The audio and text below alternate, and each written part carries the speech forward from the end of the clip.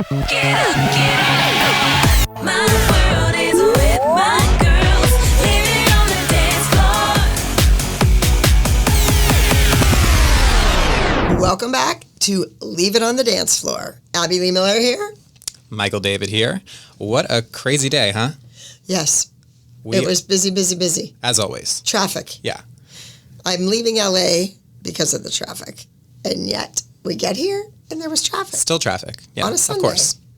Yeah, but we're here in Jacksonville, Florida for the Ultimate Women's Expo, which you had the amazing time giving the keynote address at. Yes, the keynote address today at the Ultimate Women's Expo. And it's great because it's empowering women. Mm-hmm. Most of the business, I would say all of their businesses that attend are women owned. Yeah. It's a female company that comes, they sell their goods or they promote their products, and it's nice to see.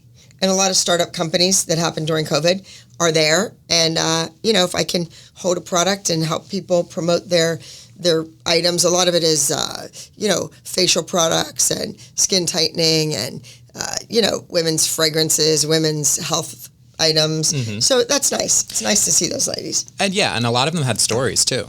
There were some people that came up to you and even said, what do we have? A chiropractor woman give you a product? Yes. And how about the two blind girls? Yeah. They, I believe they had a booth and then they were escorted up, obviously. And then you got to meet them and they were so sweet. Beautiful and dressed. And they had gorgeous tiara, crowns, rhinestone on. Oh my God. And the vision sticks, right? Yes. The walking stick. Walking sticks, yes. Called. Yes. They were solid rhinestone. Beautiful. That was crazy. I like that. For those of you if I'm watching. walking again and I have, I might have to bedazzle my walker. Or even your chair. Well, yeah, let's not even talk about who has all the stuff for my chair. Oh, yeah, no. We'll get into that at a later date. Yeah, so we're here and we're back. Leave It on the Dance Floor. We are in our couple episodes in now. What do you think? It's crazy going back and rewatching and it's painful. Yeah, I know. I'm torturing. I feel like I get dragged here to do this. I mean, some stuff I like to talk about, but other stuff I just forget it happened. I don't try to block it out. Mm-hmm. I don't think it was toxic. Mm-hmm. I just forget that it happened. And the biggest thing that bothers me is when all the moms say, the girls never watch the show. Oh, my daughters never watch the show, blah, blah, blah. Hello? In the bus, every Friday, on the way to the next competition, they were watching Dance Moms. I heard my own voice behind me, because I sat like in the middle. Yeah. Not up in the very front behind the bus driver where I wanted to be, because I could have leaned on him physically and pushed my hand on his thigh to get him to go faster. Oh, Abby and the bus drivers. I think the fans know you love your bus drivers, right? Well, they don't know the area. They come from a couple hours away. Yeah. They pull in the parking lot wrong. Then they pull out going the wrong way. And it's just like I drive that every day. So I know where I'm going. And let me tell you guys, I drove us here today. And Miss Abby is the best driving instructor, director, everything, Really? Well, I mean, there's some times where I want to scream, but I'm a backseat driver, in the front seat, in the middle seat, yes, beside you, behind you, it doesn't matter. But it's always like, just working with a teacher. They tell you stuff that sometimes you don't even want to hear. Like, oh, you got to get over in the lane. You have room. It's okay. You're all good. Go. I'm just a good driver. Yeah, Let's face it. Yeah, and I mean, hey, you directed traffic. You directed traffic in season 5. I can stop traffic. Oh yeah, that's what I always said. I wanted a guy that could stop traffic. He was just so hot. He would walk out in the street and everyone would be like, yes. Well, maybe for Halloween we'll get you a traffic outfit because we could put the Abby Lee logo on it. Stop traffic. Yeah, yes, limited. Back to the point about the kids. Yes. So, if you don't think those kids watch that show, especially if they didn't win, if the group didn't win, they went back to watch it to see what did we do wrong, and then the mothers, are they just stupid? We were doing reunion shows, right? And during the reunion show, this always bothered me so bad. They would want to go back and do different routines that we had done that were either iconic or maybe didn't win or there was something special about them. So they wanted to go back and do routines. Now, we're 13 weeks later. You want to go and do a routine that we did in week 3. So in order to remember it, the kids had to go watch the episode, not the whole episode, but they had to watch the routine over and over and over to try to learn it in their heads, right? So they watched the show, ding, ding, ding, yes. And then also, wait, let me finish. Yeah. Also, the kids would watch to learn the choreography and to remember it, but then they also watched when it was something silly or something funny. And I just think it's a crock of crap. And let's just face it, moms, if you were too dumb to watch, Jocelyn Siwa was watching, JoJo was watching, other people were watching, and now they've one-upped you. Yeah, I mean, I just remember from my experience, working on season 8 with you, like on the bus, that's all the kids did. They literally watched the show, probably, not with this in mind, but they, were seeing exactly what the show came out looking like. So at least in my head, being older, I would watch it and try to think, oh, make sure that I look like this at the competition. Like, don't make sure that I'm slouching here. Like, when Abby comes in, that's when the camera's going to be on all of us. Just like little things that they probably didn't even realize that they were picking up on. Slouchy? You really watched the show and thought, oh my God, my posture's horrendous. I should sit up straight. I did say season 8, okay. Right? Oh, yeah. So today, actually, that's a good segue because we are looking at season 2. One of the most iconic seasons. Actually, I would say season 2 and season 3 are probably the fans' favorites, I would say. I love season 7 and 6 because I feel like the dancing really came a long way and the group was just so together. Don't say that because I left in season 7. Well, you left at the very end, and then, who watched after you left, right? That wasn't the thing. But anyway, so I got a call from the network every single day begging me to come back. Well, I don't think that'll sound surprising to the fans because the content after you left was, questionable. I guess I would maybe not even say cute, but it's okay. We don't talk about it. It's fine. Okay. Yeah. Anyway, so we don't talk about 7. So yeah, season 2 and season 3, everybody's favorites. So we're actually taking a look at nationals from season 2. All right. The word nationals. Yeah. Talk about that for me. So for people that don't dance and watch the show, they really, like you, for example, I know you did theater and music and voice and all that. However, some dancing. But you didn't dance for a studio on a competition team. No. So the season goes like school, September to June. And nationals are in July. Yes. The television show just made up nationals. It wasn't a fake competition, don't get me wrong. It was nationals. We're going to nationals. It was just a competition during the year. Nationals are a week long. They're either in Orlando, Las Vegas, on a ship somewhere, big time, big deal. And my kids, we went to New York City, Vegas, the Bahamas, Orlando many times, and you stay for a whole week. You see shows in Vegas or Broadway shows in New York, whatever. It's a whole trip. There's a banquet, like a black tie dinner with kids in the gowns. And that's nationals. That's what you work for all year. This was just another random competition on the weekend. They made it seem such a big deal. Even back in season 2, because I feel like in season 1 and season 2, I feel like the show, at least based on the fan viewing it, they kind of hopped on to whatever nationals was happening at the time. Like you said, maybe it was just a competition, but do you think in season 1 and season 2 they were still actually I'd have to look at the dates. Yeah. If it was in the summer, at the end of June and July, then yes. For fans watching or listening, definitely let us know whether you reach out via DM, comments, if you know about that. Actually, for any fans that are going to be watching or listening to this, let us know, if there's any kind of, information that you might know that we might not have on hand. There's a lot of information that we dive into on this podcast. Just let us know. They know everything. The fans know everything. Oh my goodness. And I know a lot. Obviously, I know a lot. Like I was a super, sometimes too much. Super freak fan. Yeah. That's how we met. Yeah. Yeah. We weren't a super freak fan then, but I realized after talking to you for 10 minutes that you were a super freak fan. I knew my stuff. He was very knowledgeable about the show. And I'm not, because I lived that life. And let's not everyone remember, while I was shooting season 1, 2, 3, whatever, I was also running a business, a dance studio with the competition dance team that was competing. Yeah. So I had the show competitions and then other competitions at the same time. And if we weren't at a regularly scheduled ALDC competition that we were attending, sometimes the kids in the studio would come along and they would compete. And that's one of the things that I'm sorry I didn't get in my contract of the 500 things that I should have had in my contract. Yeah, one that of many. my kids in my studio could have come to all the competitions that we attended free of charge or at a discount and done all of their solos. But the show didn't want that because they knew that other kids in my studio would beat the kids on the show. And that did happen. Oh, I bet. But they didn't want those kids there because they knew that those ALDC kids that would scream into the microphone, Ivy League Dance Company, were not the kids on the show. And they would beat their team. So they didn't want them anywhere in sight. And so what if they came? They could have edited them out. You know, if they weren't the main cast, like they could have just not included them. Well, there's a show, and we should have her on as a guest on the podcast. She did a show out of Atlanta, like Georgia or South Carolina or something, Dancing Dolls. Yeah. The Dancing Dolls. And she was smart. Well, I spoke to her before she signed a contract. And she had a big group, like 35 kids on her team. I had 148 on my team, but she had 35 kids on the team. They only focused on 5 kids and 5 moms. But all 30, whatever, 35, 38, whatever it was, they were in the routines, in the actual routines, and got to go to the competitions.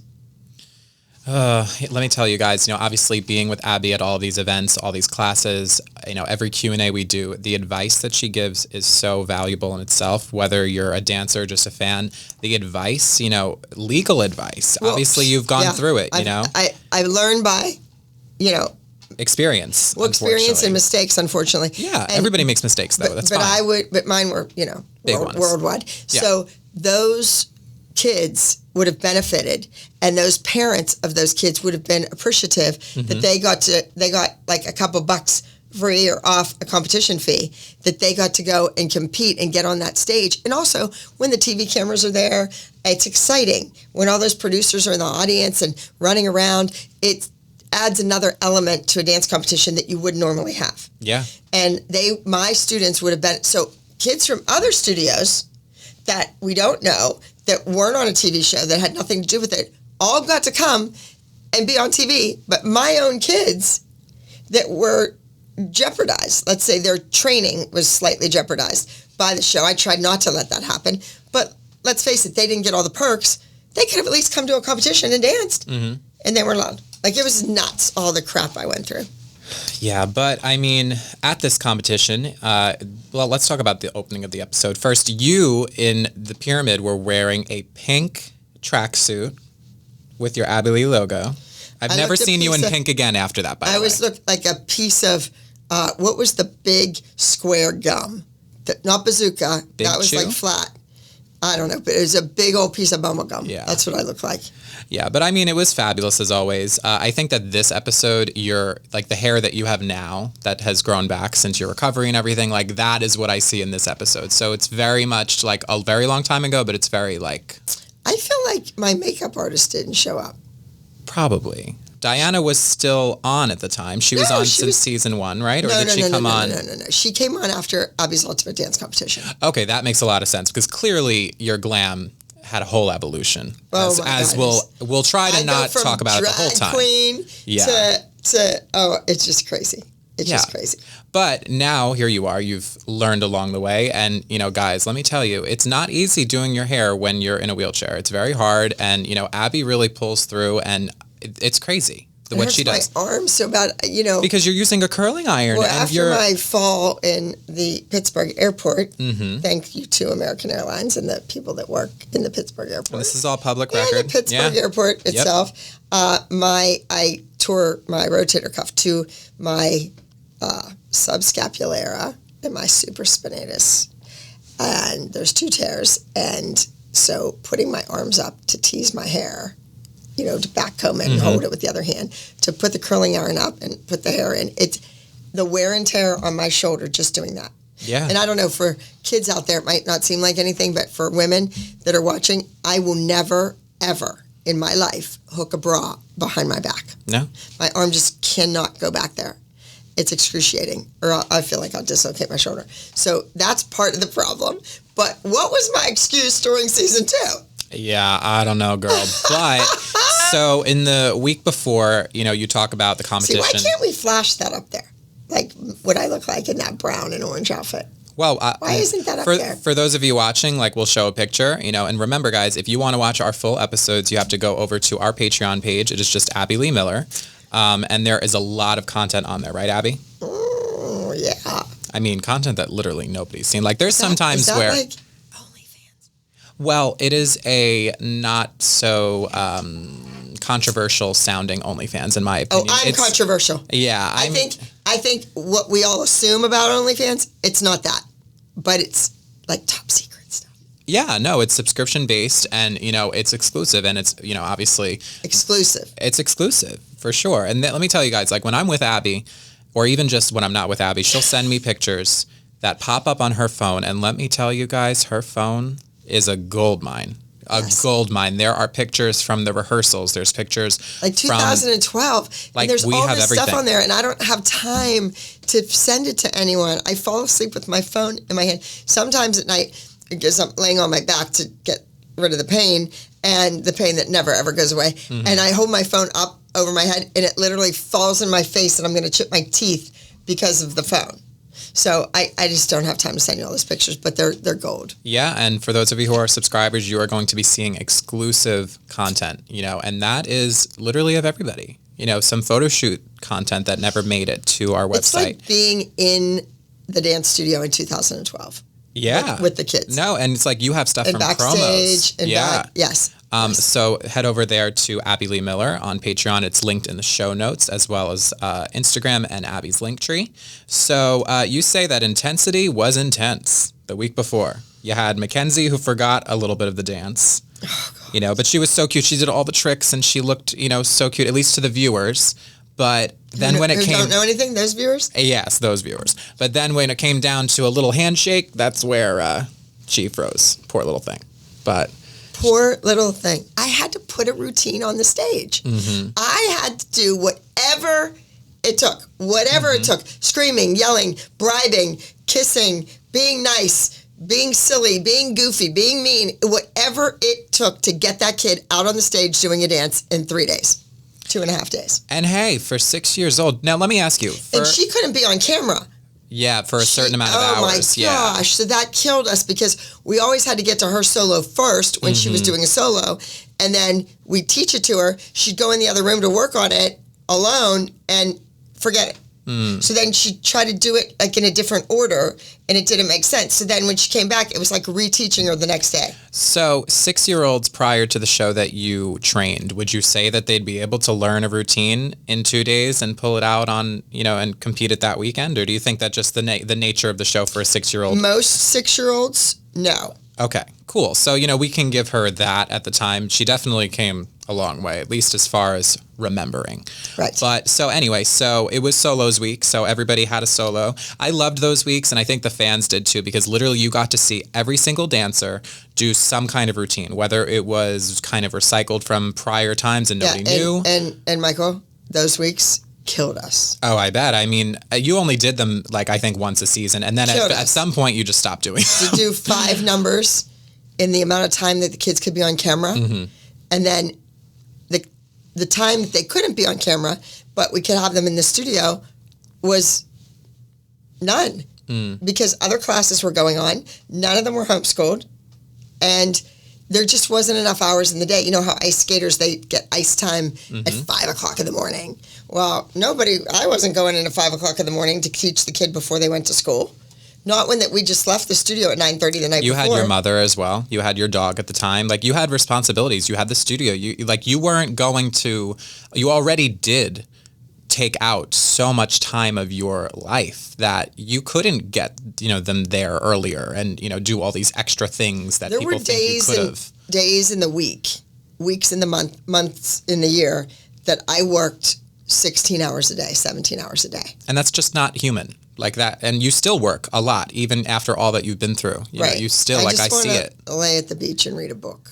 Yeah. And I don't get to do that. I carry a book around. I always have one with me, but I read a page a day because on my staycation, I read 150 books. Which is more than a lot of people can say that they've read in a lifetime. I could not even say that I've done a tenth of that in my lifetime. 150 books. So we'll talk about that later. But let's go back to the 5 solos. Yes. So not only did Mackenzie forget a little step poor Paige. She, it was the one with the couch, City of Angels. That costume was gorgeous. Gorgeous. And she was such a pretty girl. And it's so sad, like as a viewer, seeing, the kids, who are just so happy most of the time. And then when they're put in that environment, sometimes not by their own choice, whether it's production or their mothers that still keep them there or the contracts, whatever the excuse may be, seeing that is just never easy. And I know that you could agree. You never liked seeing your kids cry. Oh, God, no. Yeah, no. I mean, one, it was annoying for you. And when you're teaching a child in the room and you're teaching them this solo, they're not going to do it. They're going to fail miserably. So why put them in that situation? Let me take you out of Dance Moms for a minute. Let's go to a dance studio. Yeah. Any dance studio. The mother wants their kid to have a solo. I want my kid to have a solo. I want my kid to have a solo. I want my kid to go into the front desk. How do we get a solo here? Da-da-da-da. What person on earth wants to put their kid out on a stage to be humiliated? Why wouldn't you wait, parents watching, listening? Do they listen? Well, listen and watching. For those of you who are going to be watching us, you get to see the full episodes. And parents listening, why would you want to put your child in that situation? Wait until the dance teacher comes to you and says, hey, your kid has great potential. They would benefit by some private lessons. I'm thinking about a cute little solo for them. They're 5-6 years old. Let's try it. Let's see how it works. Go to a little, kind of a dinky competition local, and let's see how they do. That's what you wait for as a parent, for the teacher, the professional, the one in charge to come to you and say that. Now, if it's a money-making scam, no. But if you're the only 6-year-old in the whole studio that's being asked to do the solo, you do it. You don't go up and ask.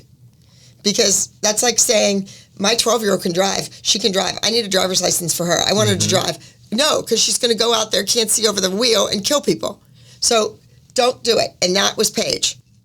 Paige should never have been put in the situation to learn a dance in 2 days and go perform it. She didn't have that kind of brain. Now, I don't know Paige anymore, unfortunately, and that's very sad.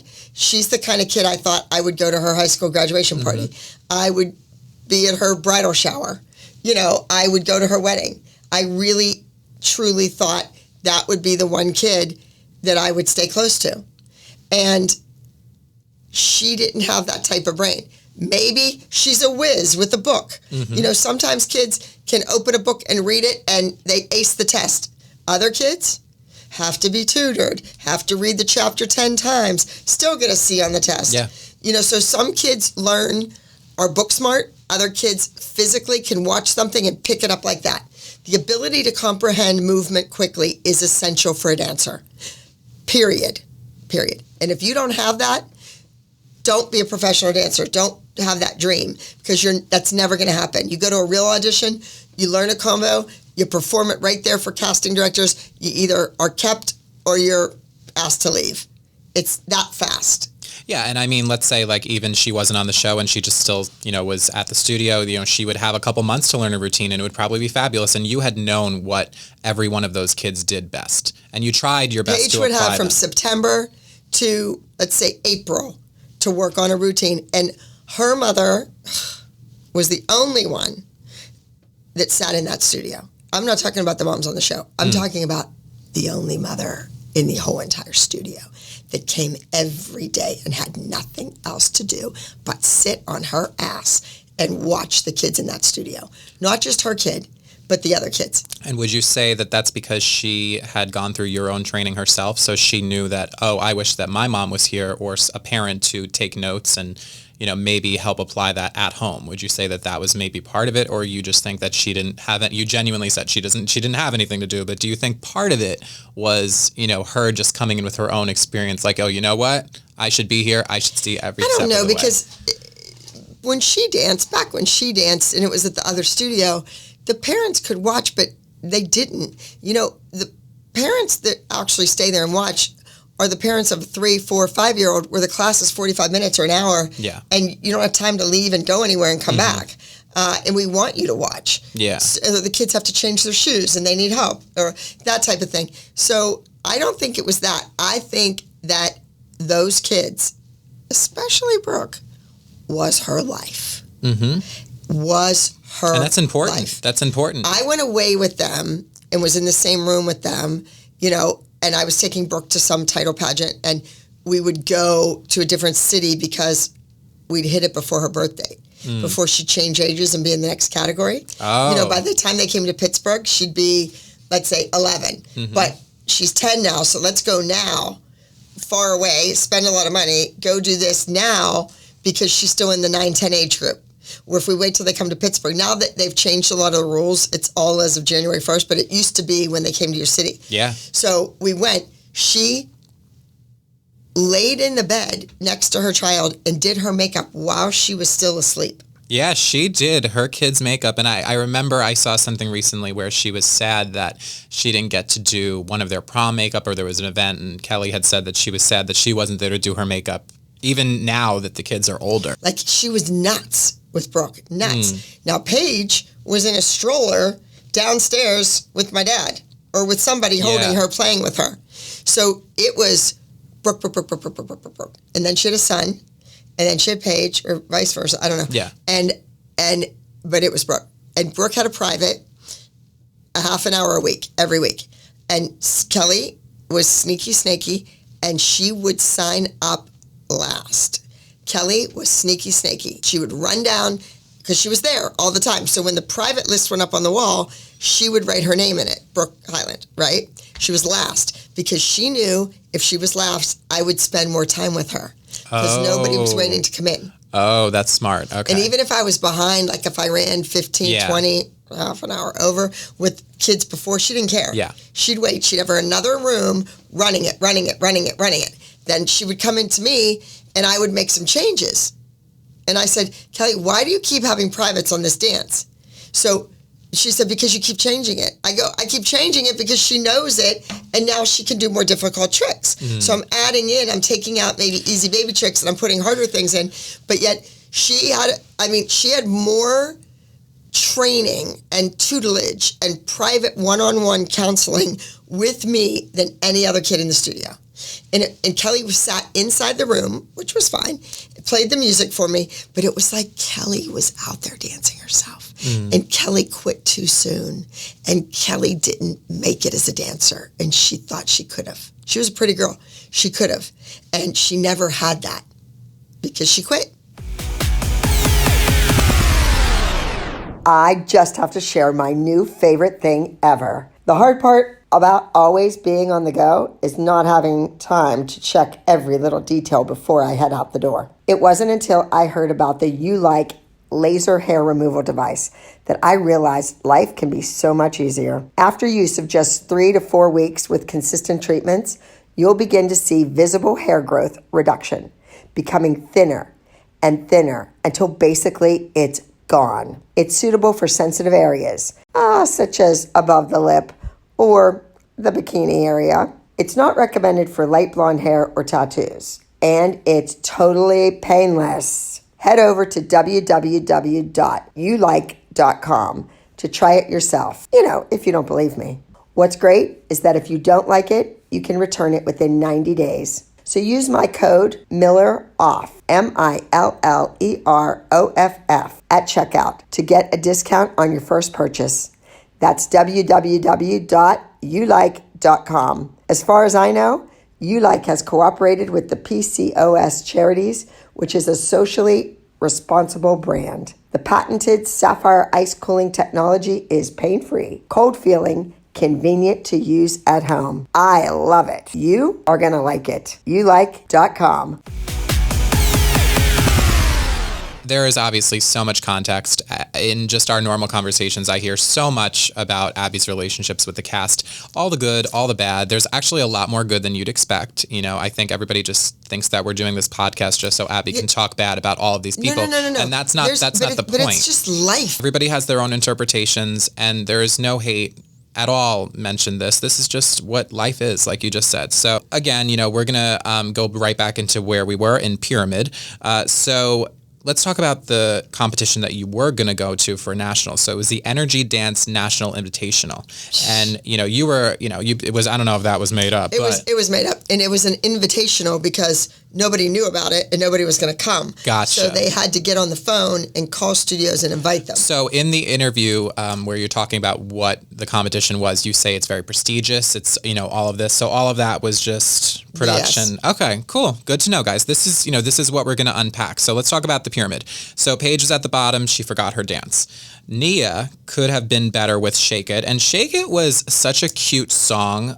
It had like a really fabulous wig. It was very like 60s vibe. I just think that, the music that they, guys, keep in mind, Abby did not always pick the music. I never picked the music. No. So, they picked it. They gave it to me. I said, no, I hate it. And then from Tuesday, we would get the music. Yeah. So Tuesday night, all night long, through to Wednesday, and all during the pyramid on Wednesday, they were in the back trying to come up with music, and Gianna would say, no, she's going to hate it. Nope. Yeah, and I feel like a lot of people think that you didn't give Nia good numbers on purpose, and that just wasn't the reality all the time. And you had to do music that would also work for the kid and their abilities. Well, so, people say that not on a TV show, like in real life. Yeah. When I say real life, I don't mean that was fake. I just mean outside of filming a TV show. I don't know how many parents have said, wow, you didn't give my daughter the solo. You gave her the better solo. You gave that kid the... prior to a show. Way prior to a show. And during the show, and now after the show. But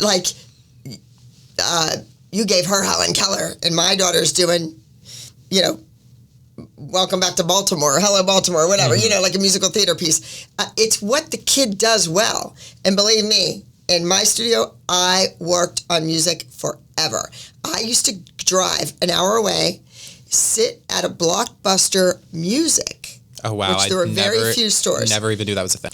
And sit there with headset on, like this. And they would open the CDs for you and put them in and play them. And I'd go, and make a signal with my hand to go next track, Way more time consuming than us just heading over to Apple Music or Spotify, where you can listen to this podcast, and just skipping through, just music fast. So easy. And this was, I'd drive there 10 o'clock on a Sunday morning. I'd get there when they opened 11 or 12, and they would have to ask me to leave. They were closing. But that was the time that you had to buy the whole CD for the one track. Yeah, that was the time that you put in for your students. And I'd spend $1,000 on those Sundays on music for those kids. Just insane. So that is, I tried so hard to find music, and then you're on a TV show. Somebody at the network makes a horrible, awful deal with the music library, where young new artists put up their music for free. Yeah, that's what you had to work with. Somebody use it, and that's what we have to work with. Then next on the pyramid, you had Chloe. She got 6th with Ghost, which is a fan favorite, that routine, actually. And it just wasn't good enough for her. It's 6th place, and it just wasn't good enough for you. She was petite Miss Dance of Pennsylvania, or junior Miss Dance of Pennsylvania. She should have been... they would agree. I think they would agree it wasn't good for them. She should have been in top 3, top 4, no matter what, no matter where we went. Then we got Kendall. She was sharp, great jazz dancer. It was Kiss Kiss, fabulous. The costume was adorable with the big kiss on the front. So good. That's a fan favorite. You ended up doing that again in season 6 or 7 with one of the minis, I believe. Or actually, no, it was a group dance that you did with the minis, and Kendall helped. This is the kind of stuff that I just happen to know, and all you fans out there know as well. So next on the pyramid, yes, a lot of that. So Jill said that she should have been higher. She should have been higher on the pyramid. It was a breakthrough moment for Kendall because she beat Chloe. And by beat, I don't have the number of what she got in the competition, but she didn't get 1st place, guys. She beat Chloe, who got 6th, so potentially she got 4th or 5th, maybe even 3rd. But, let's just move on from that. Then we had Brooke. But do you hear this grown adult woman, college degree? Yeah. Her dad was a professor at the university in Pittsburgh. And she is there chanting, yelling, saying, stating this, but she beat Chloe. It's her own teammate that's standing next to her and her mother. Yeah. And she should have been higher because she beat Chloe, because she beat... How about she did well? How about it was a breakthrough moment because she hit this turn, or because just she beat kept somebody her that she stamina up? Yes, exactly. But not because you beat the kid standing next to you. That's just rude. Yeah, and I think, we don't know about how the interviews were. They may have told her to say that. Maybe that was part of the narrative of the storyline. She was saying that week. right out, not in her She wasn't just saying that in her interview. Yeah, it was in the interview and in person. She was so saying you're it right in person when we got to the next step with the finals. Yeah, you are right on that. I'm always right, Michael. Always right. So then we had Brooke because she won. She actually won this time. And Abby says she's capable of more.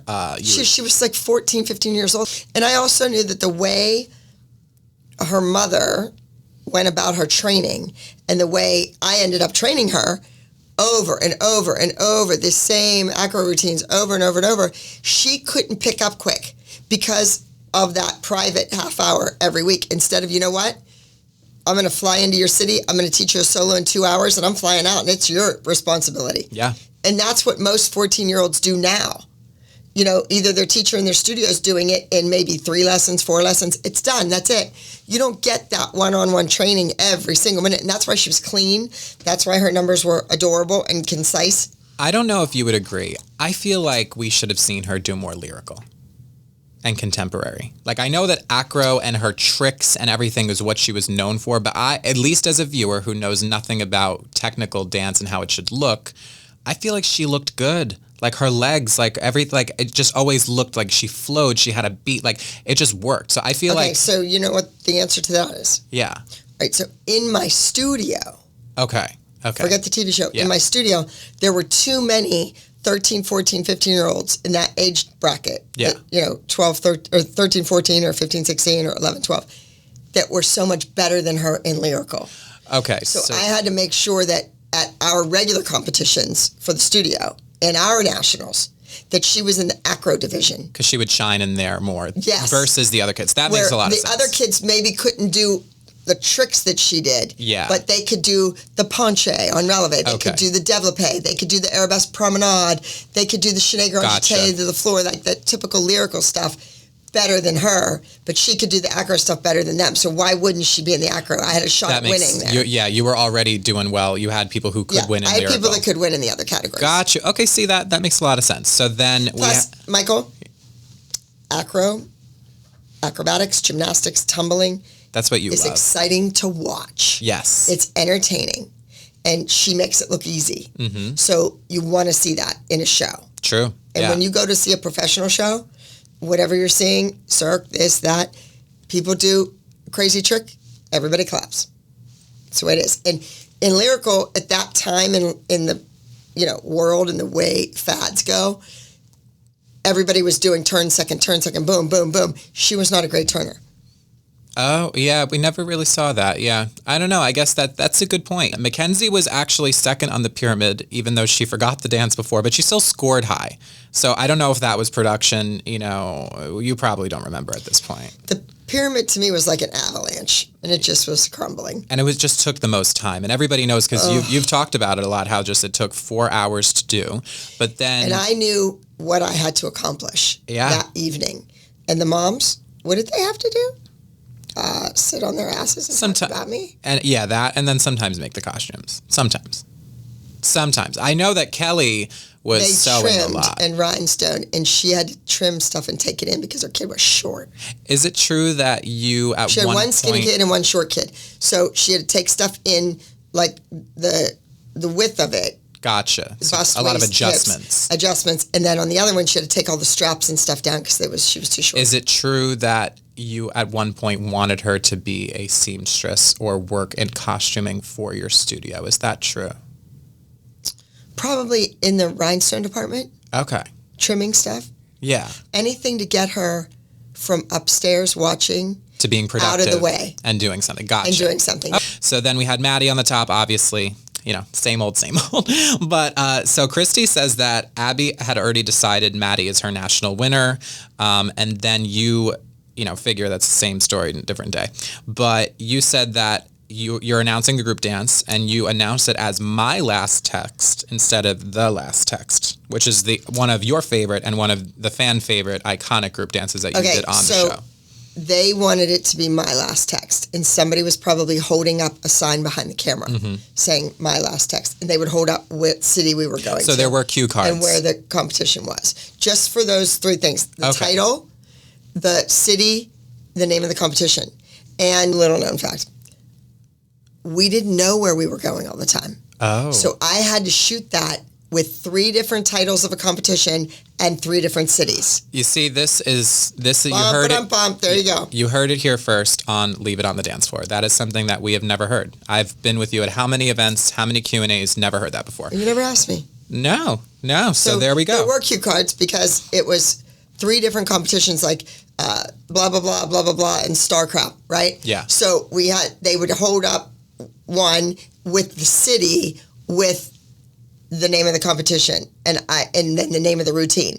So the name of the routine, I probably just said the last text, my last text, our last text. I probably just did it different ways. Yeah. And the editing screwed up and had me saying it my last text, but I probably said it different ways. I think that it was originally supposed to be my last text because a couple interviews, I think Chloe did an interview and she had said that, so Abby says that the group dance is called My Last Text. So I think that it actually was maybe going to be, and then you fought for it to be the last. So I'm sure I had to fight for something that week.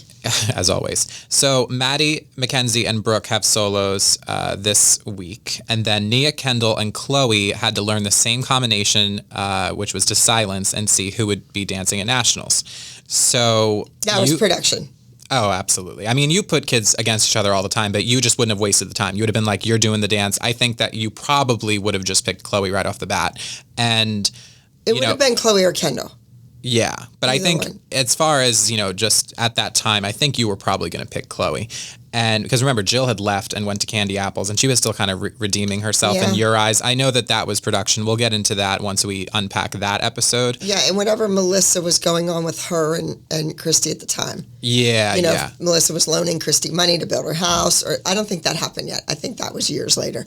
But all this drama, internal stuff was going on in the studio. And, that's why people always, you don't like Chloe, Not true. I just, you can't cause all this ruckus in my studio and not pay your bills and not do this and not do that and then expect me to fawn all over your kid. Yeah. It doesn't work that way. And you told her, you said, I could see you being a Rockette one day. You said all of these things, you really wanted. No. The kid was no problem.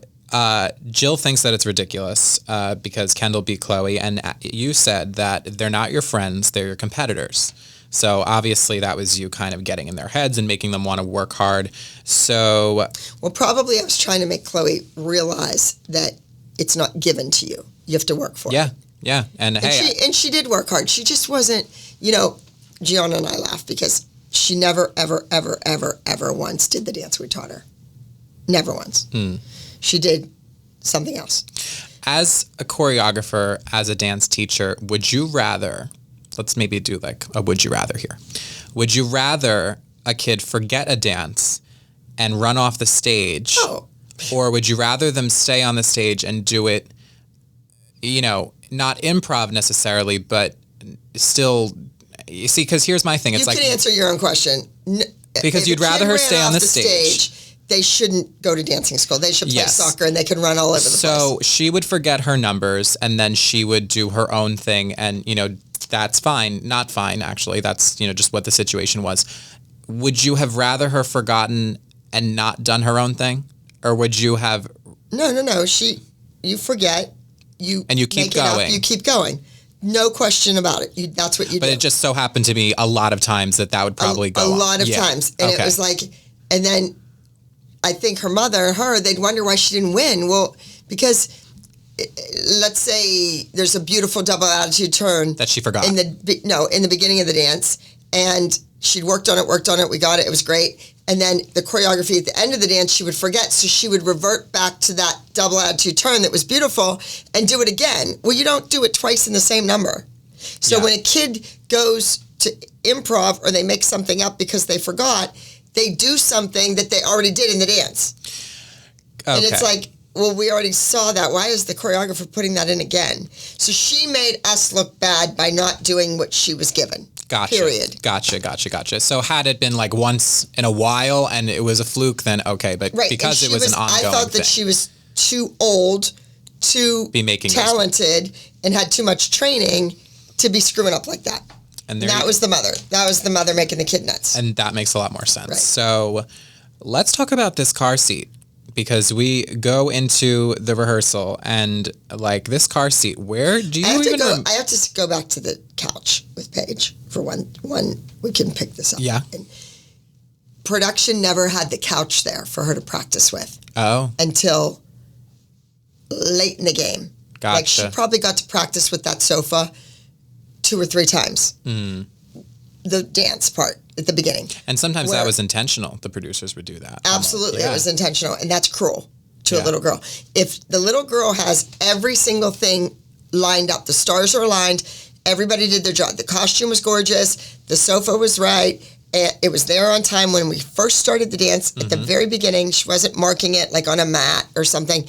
And the choreographer, we were there, and the music was cut and right. If all that was right, then she forgets and runs off the stage. That's all on her.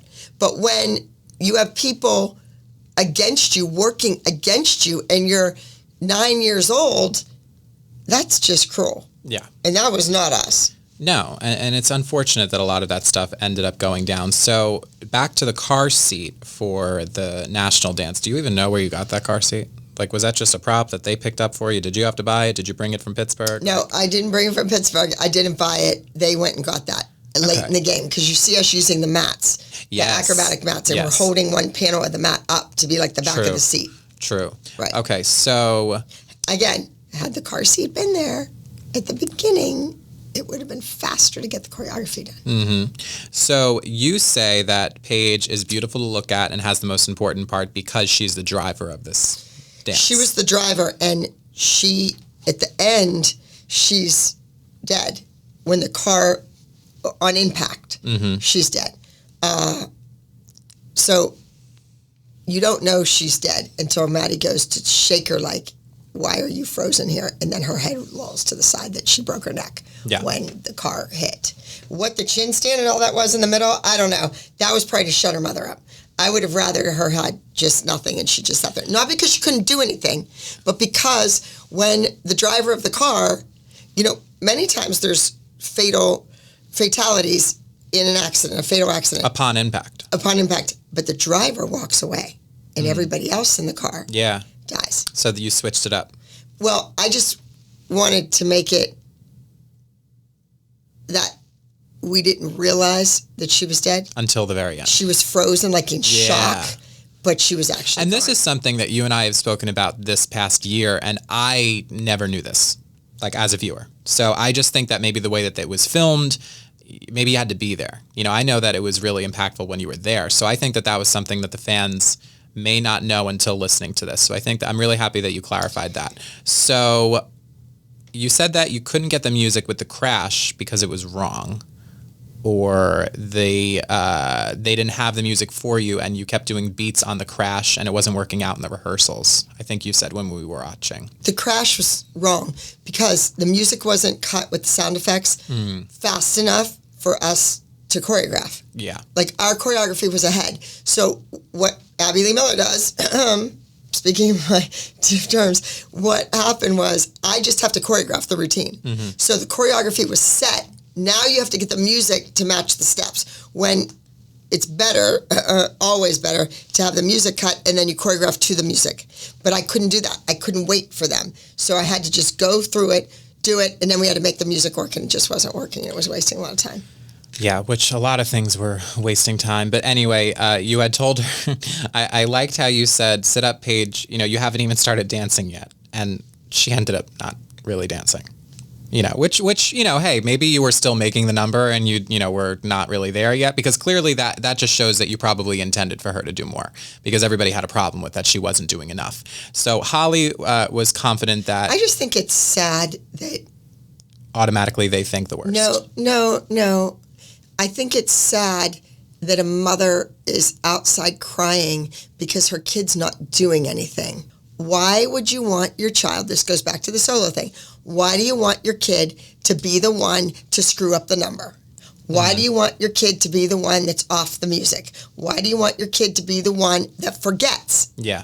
Why not play it safe and say, hey, if this number loses, it wasn't my kid's fault because all she did was sit there. And it was a TV show. They weren't paying the competition fees. They were getting flown out. They didn't have to really go to any expenses to really complain. But they were getting paid. Yeah, like they were all getting paid to be on a television show. So yes. But in reality, if it was, what do we call that? In real life, not on a TV show, wouldn't you rather your kid be the one that's perfect in the dance? Yeah. Instead of the one that Mackenzie's supposed to fly out of the car and round off back handspring and whatever to the floor, and she misses it? Or her hands get caught on her dress and she falls on her head? And she had the prettiest outfit, you said, Paige. Like beautiful dress with that little the ruffle at the top. Yeah. So, hey, I would, everybody wants to be in the front, in the middle. Again, parents that are watching, people that are listening, to have your kid in the front and the middle puts the responsibility on your child to keep the musicality perfect, to keep the technique, everything, the alignment, the flexibility, the where they're spotting their turns. Everything is falling on your kid. They're the quarterback. They're the quarterback. That you lose, it's the quarterback's fault. So, again, why not be grateful? Oh, my God, thank God Paige doesn't have anything to do in this dance. Then Abby can't blame the loss on her. Done. Period. No, you're outside boo-hooing because your kid's not doing anything? Stupid. Yeah.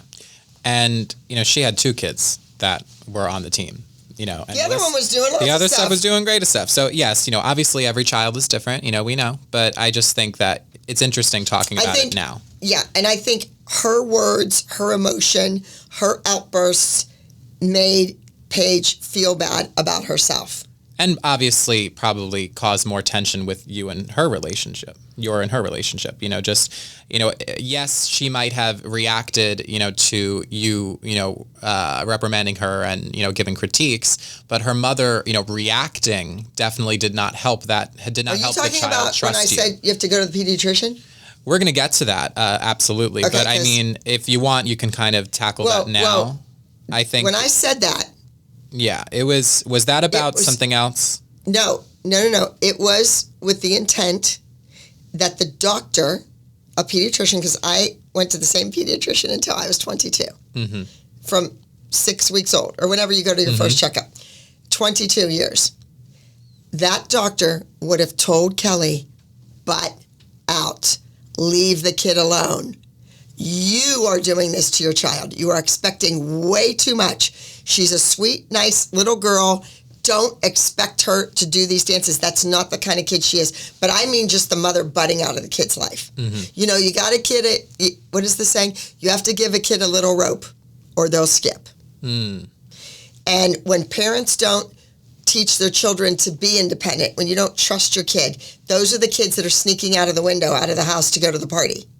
When you let your kid go to the party and you trust them and they screw up, they get in trouble. They're punished. Yeah. But you have to give them a little trust. And she didn't do that. She was that helicopter mother that it was like her life, like her feelings were hurt because Paige wasn't doing anything. And she said that she took it personally.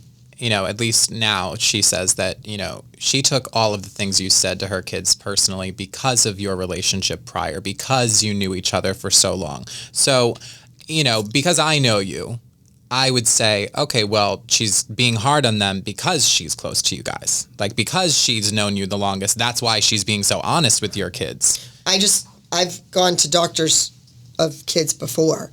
Kids one kid in my studio that was anorexic. Only one. In all the years, 35 years. And I knew her pediatrician, and I contacted him, and I called him, and I said, this isn't Paige. This is nothing to do with Paige. And I called him, and I said, look, there's a problem, and we can't let her dance anymore. She's too frail. And that was you stepping in, and hey, you could have been a business owner that's like, oh, I don't care if the kid gets paid. They signed a release form. I'm not liable. I'll just take their money. If she gets hurt, I don't care if she gets hurt. Oh, no, we wouldn't let her take acrobatics. We wouldn't let her take gymnastics. You're not that kind of teacher. The tap teacher didn't even want her in class because if she fell on the floor, she was going to break her bones. So she would have like brittle bone disease or something. And I contacted the pediatrician. The next day, the mother came in. Furious, smoke coming out of her face, demanded to see me immediately in my office, and how dare you contact our pediatrician. One could say that technically you aren't the kid's parent, so it's not your place. However, you cared enough. Well, as a teacher and an educator, I went to the doctor to say the next time you see her, the next time she's in the office, you need to have a serious look at her. And then that was taken out of proportion, word of mouth. The doctor said that the dance teacher called. The mother didn't hear exactly what you said. So of course she's going to be, come in. Interestingly enough, how I knew the doctor was because he had a kid that danced. at another studio. Okay, so there was and already... they competed against us. So for people listening, this is why Abby made the comment to go to the pediatrician and find out what's wrong, because she knew that... It wasn't anything to do with that. No. She was just tall and thin. It wasn't that. Please don't. No. It was that I was hoping that the doctor would tell the mother... To butt out. So Holly was confident that you did not want Nia to have that solo. And I think that the fans, you, me, I think we all agree that silence, and I think Holly even says later in the episode, that solo was not meant for Nia. Love Nia. She's great at other styles. That was just not one that was going to work for her. So then after that, Jill says that the week before Abby drew the line when, and Kendall had beat her. You had said that, whoever wins this gets a solo at Nationals. However, that was not the case because, like you said, production wanted there to be like a little, everybody's going to go against each other for the solo. But let's think about it positively, okay? I'm a teacher. Are we going to have, we had, how many kids? So Paige wasn't doing a solo. Nia, Kendall, right? Mm-hmm. Are they all going to sit on their ass and do nothing this whole week? You see Kendall playing a video game. Exactly. Like, that's valuable in itself, just having the kids learn the choreography. So if 3 of them all learn it, yeah. At least they're up doing a new jump, a new leap, a new trick, something. And if somebody gets injured... there we go. We're ready. There you go. Let's talk about when's the New Orleans, the New Orleans Nationals coming in when we kept... It was, this kid's out, that kid's out, this one's in, this one's out. Oh, it was like insane. That was a crazy week. That we'll definitely unpack on this podcast. That was a great number too. Yeah. Paige does not end up dancing at all. Kelly says that you're doing it to be a mean person. So we've already talked about this. You explained why. Then Paige says herself that she wishes that she was dancing because it was Nationals. You've explained this yourself. I'm just recapping the episode. I don't really think that was honest. I don't.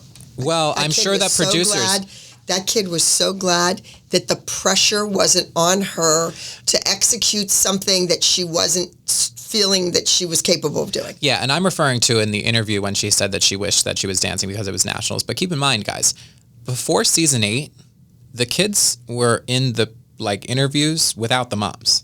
Like season 8, from what I saw, the kids and the moms were interviewed together. There was not any private time. Maybe there was, but they didn't show. I didn't even know that. From a viewer, you do not see the kids talking by themselves as much unless it's on the fly.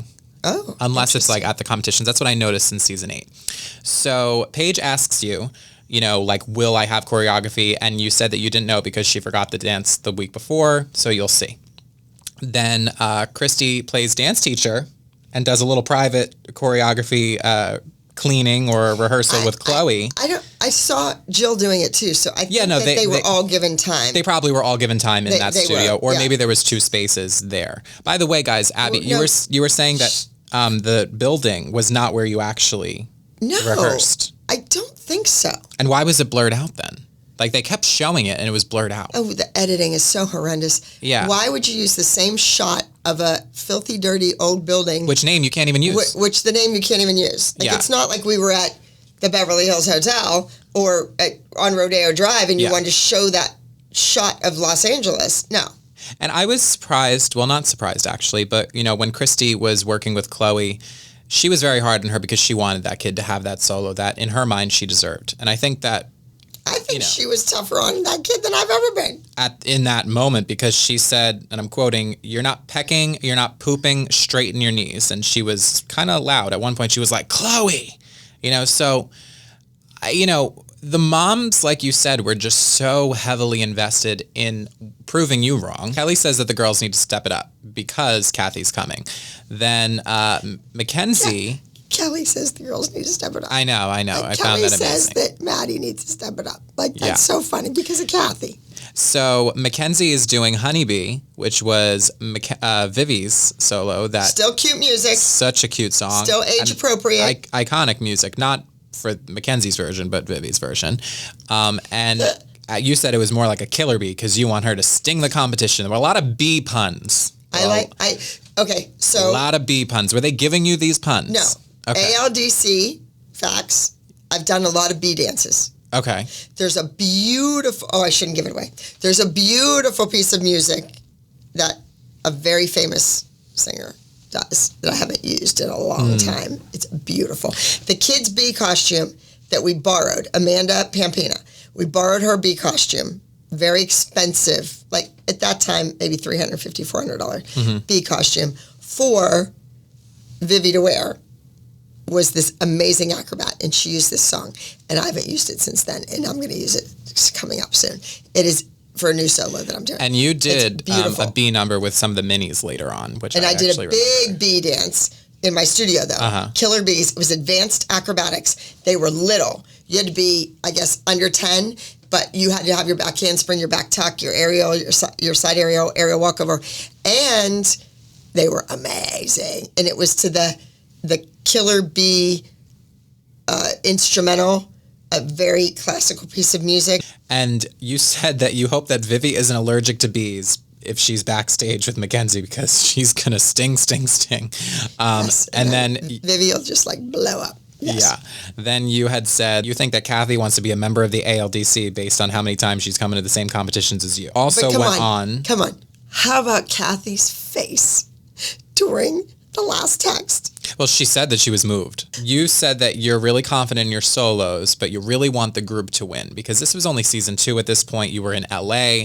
You were on TV. So, I mean, I'm sure that this Nationals was super important to you. I've had a lot of soloists win throughout the years. I've had Miss Dance of America, Teen Miss Dance of America, Junior Miss Dance of America.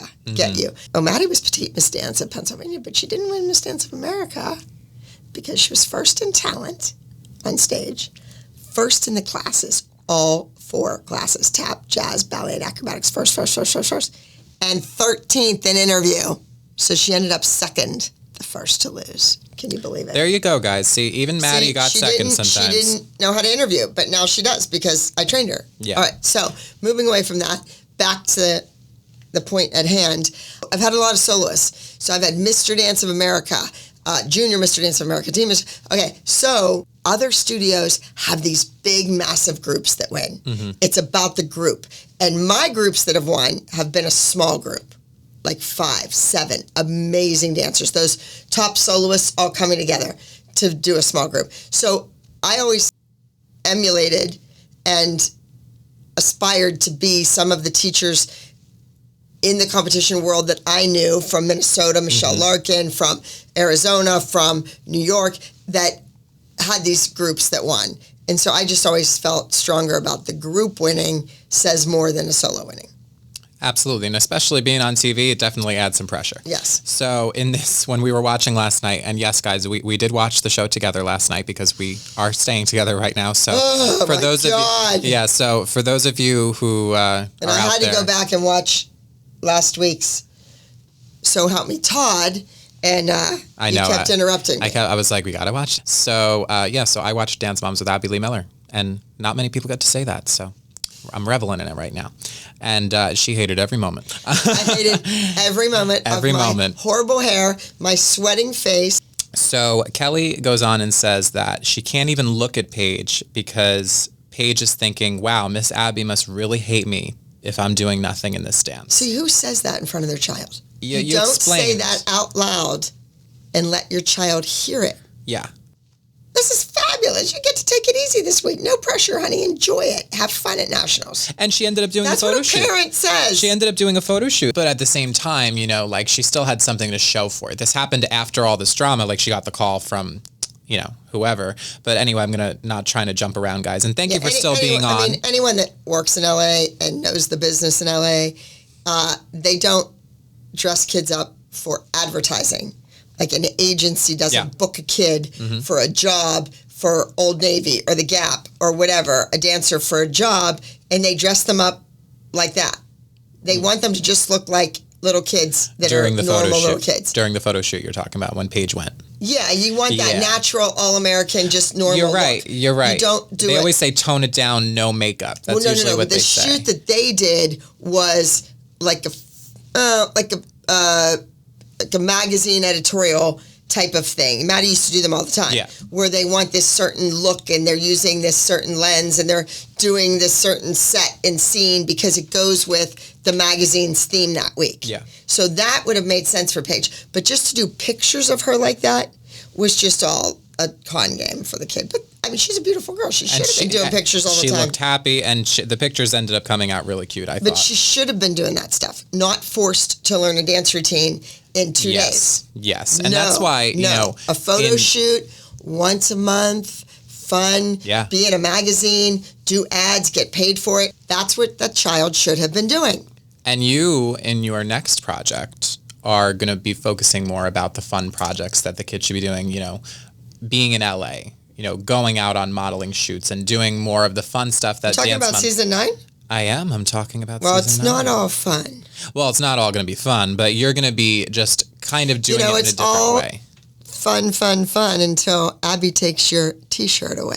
Yeah. Did you get that? You don't know that song? No, I don't. Fun, fun. It's till your daddy takes your T-bird away. Oh, okay. Gotcha. T-shirt, T-bird, T-shirt.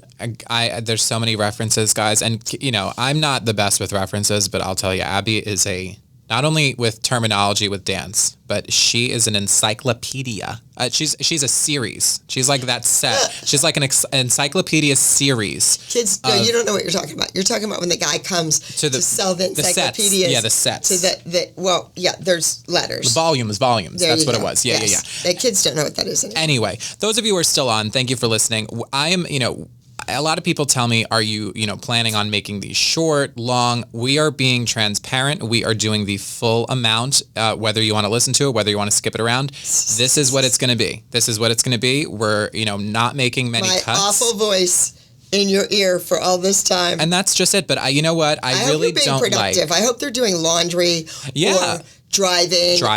Or not sitting inside your dance studio, maybe out in your car, balancing your checkbook, something. Well, because here's the thing. As your creative and social media manager... You don't have checkbooks anymore? Do you balance your checkbook? I do not. So as somebody who works with your social media and really reads everything, I lividly hate when people take sound bites of you without the full context. So I don't really care how long these podcasts end up going. This was created... I'm sure the guy that owns the company does.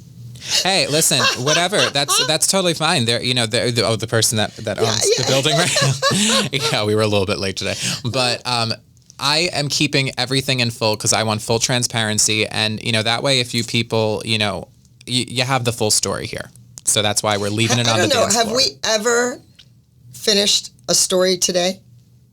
I feel like we just keep jumping around. Well, no, we keep jumping around, but this is all in context. And we're going through the episode, believe it or not. Because that Bethany Frankel friend, you know, she jumps around and I can't understand a word she's saying. No, yeah. I mean, it's nice and it's great for people who are like super fans and stuff. But and she also doesn't watch all the time. I do like her makeup stuff where she says like the cheap stuff and she reviews it. I learn a lot from that. Well, because she's a real person without any training. That's the best part of it. And that's why I'm trying to kind of... What do you mean training? No makeup training? Well, no makeup experience, rather, where she was getting her makeup done, you know, being on television all the time. Like she's not like you where you're able to do a full face of makeup in the car on the way here kind of thing. Yeah, while I'm driving. Well, yes. Yeah. And anyway, so we're moving on, guys. We're back to the episode. So Brooke is rehearsing the Diary of Anne Frank. I think this is my favorite number that she's ever done. No.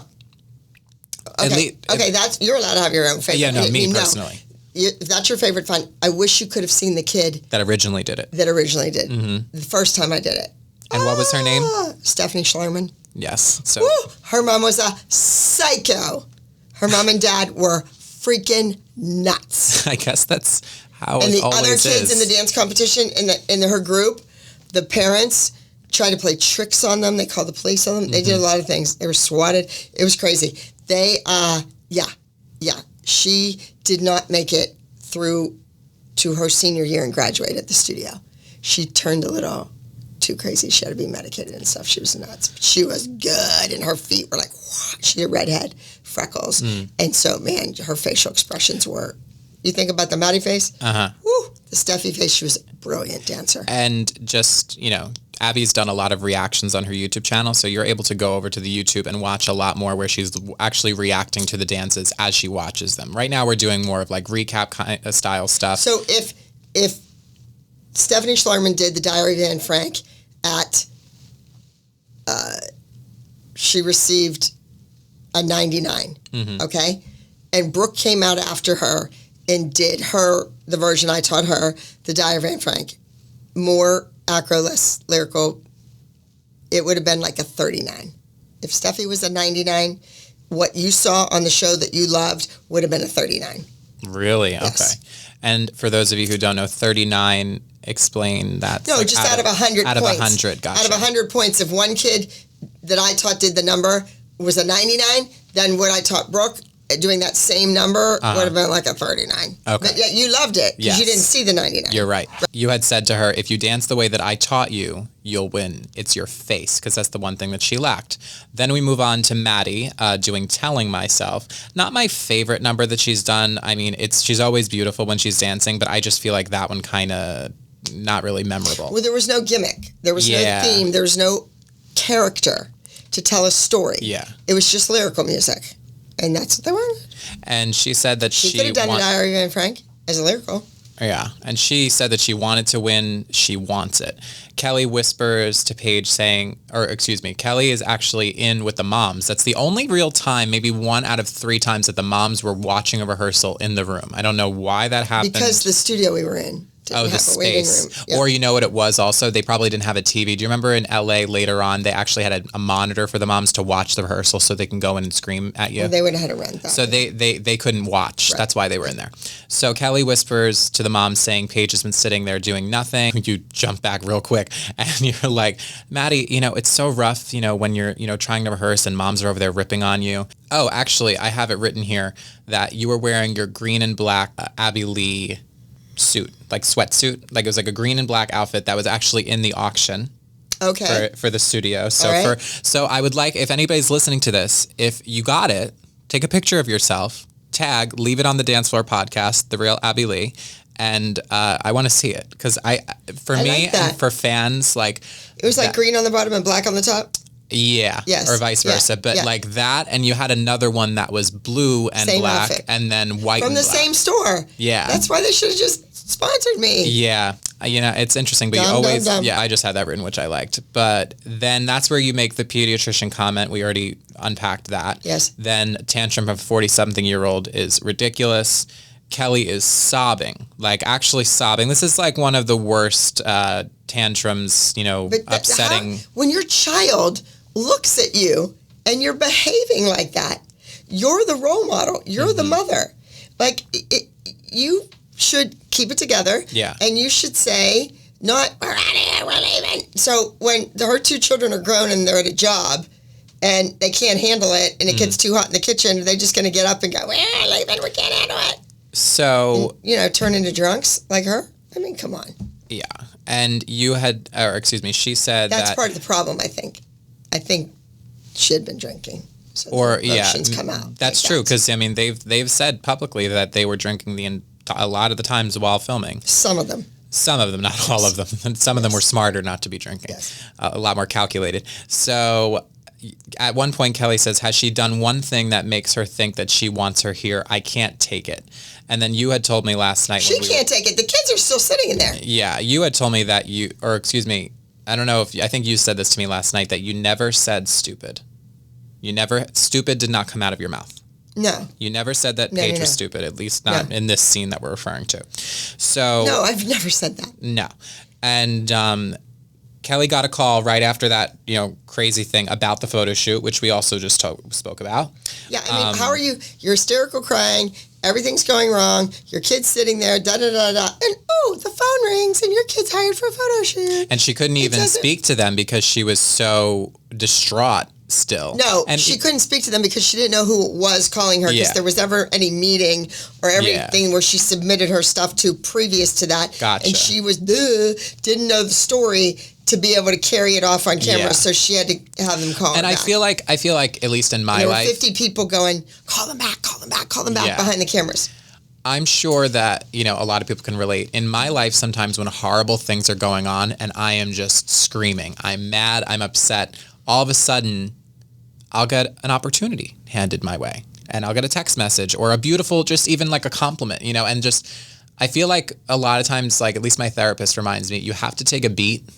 You have a therapist? I do have a therapist. It's very, it's not like I have issues or anything like that, but I think that a lot of people... I've known you for 7 years? Yeah, and I've had a therapist that whole time. Yeah.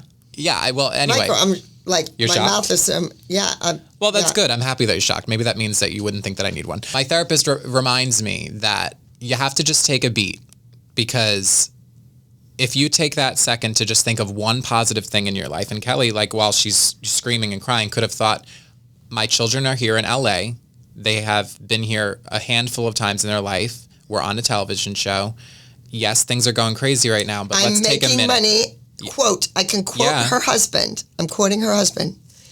Bags of money, just bags and bags of money, cash. I bring home bags of cash. My wife brings home. My wife brings home. Yeah. My wife brings home. Perks, benefits, things to be grateful for being on a reality show. So, or should you really be here? Should your kids really be doing this? Well, I think that was going through her mind as well. And then, obviously she signed this, not the same contract that you did. The moms had a separate contract as you. Is that correct? Yes. Okay, that's good to know. So she was under contract too, so she technically couldn't leave. The children were not. Yeah. But, oh yeah, interesting. The children were not. Yeah, you and I have spoken about that, where the kids technically could have gotten out of it, but the moms couldn't. Like, the kids didn't have anybody can get out of anything. But at this point, by the end of season 2A or 2B, whatever this was, the kids could have walked, no problem. There is nobody. There's not a producer, a network, anybody, production company that's going to hold a child to any type of piece of paper that's set because of mental health issues. Nobody. No. So, but the kids did not have a contract. We'll talk about that. Yeah, we'll get into that later on. But then in an interview, Paige says that Abby makes her feel bad that she's not a good enough dancer. Boom. There it is. Boom. There are dancers that go to class once a week, twice a week. They're in a recital. There's dancers that go to class. They're on a competition team. They go to some Dolly Dinkle competitions that come their way in their town. There's kids that fly every weekend all over the country doing solos. Then with their dance competition teams, they go to School of American Ballet over the summer or Joffrey program over the summer. They're there all summer long, dancing 6-7 hours a day. There's those kids. Paige was not that kid. Shouldn't have been on a TV show dancing every week. Period. But she did end up saying that she would love to model when she gets older, and that's something I thought she should have too. I had her modeling.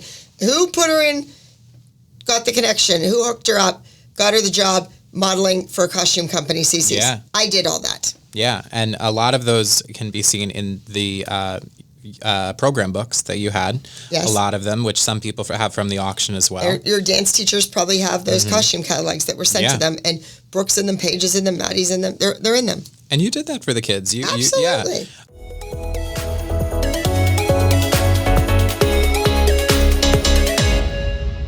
Millions of kids go to bed hungry each night in the U.S.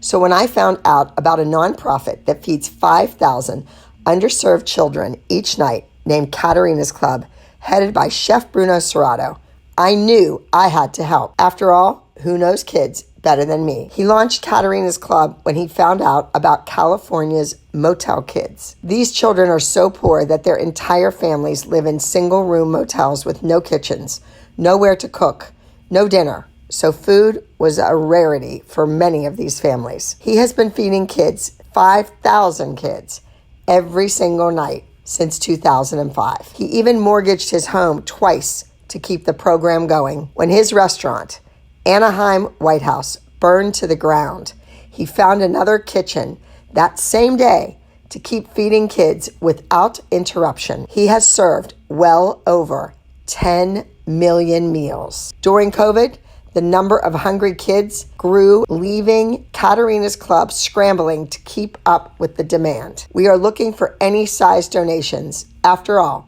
a $5 donation feeds a family of 4. While food banks are helping ease the crisis, many of these children, often referred to as motel kids, live in cheap, crime-ridden units that do not contain kitchens. Since these families are unable to cook dinner, they depend on already prepared meals like those provided by Katerina's Club. To become involved and make a donation, go to katerinasclub.org/donate. Again, that's katarinasclub.org/donate.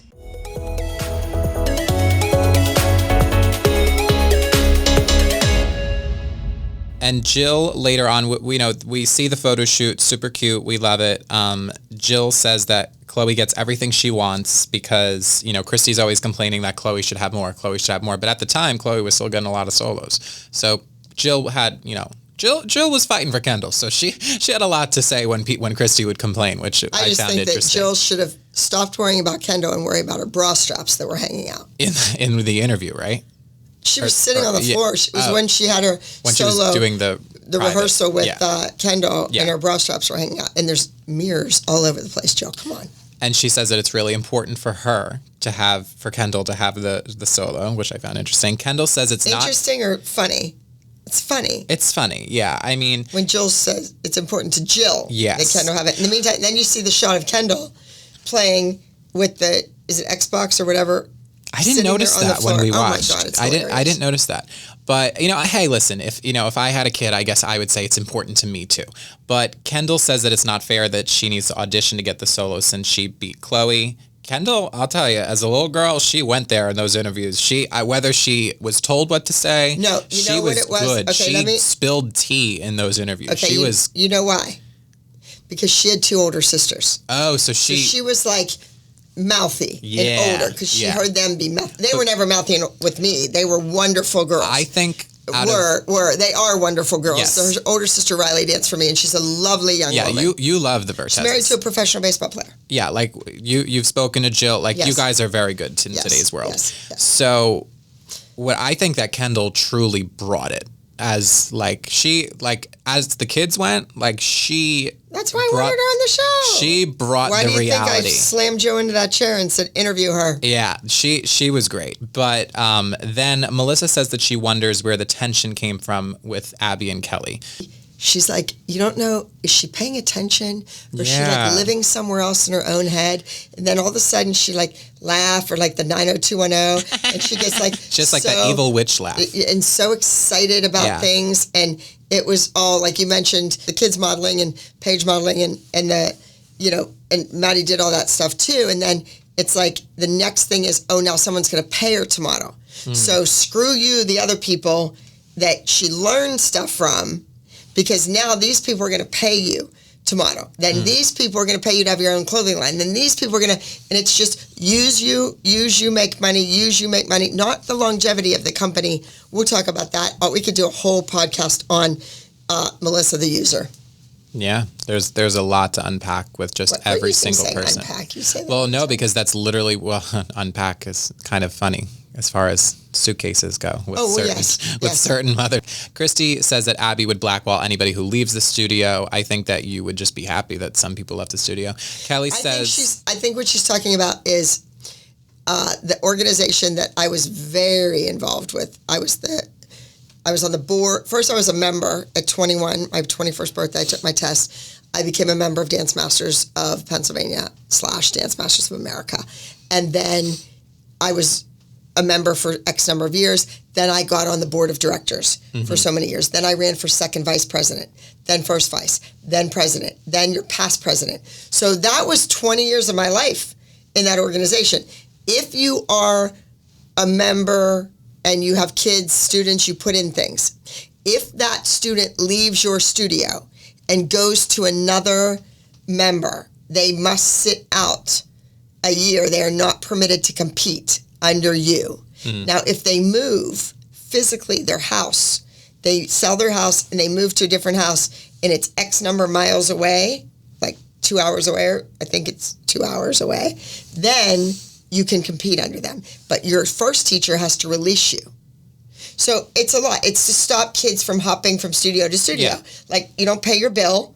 You owe them a lot of money, and you leave and you go to another studio. That's where the $100,000 contract came in. Right. So that's just a little bit more background on that.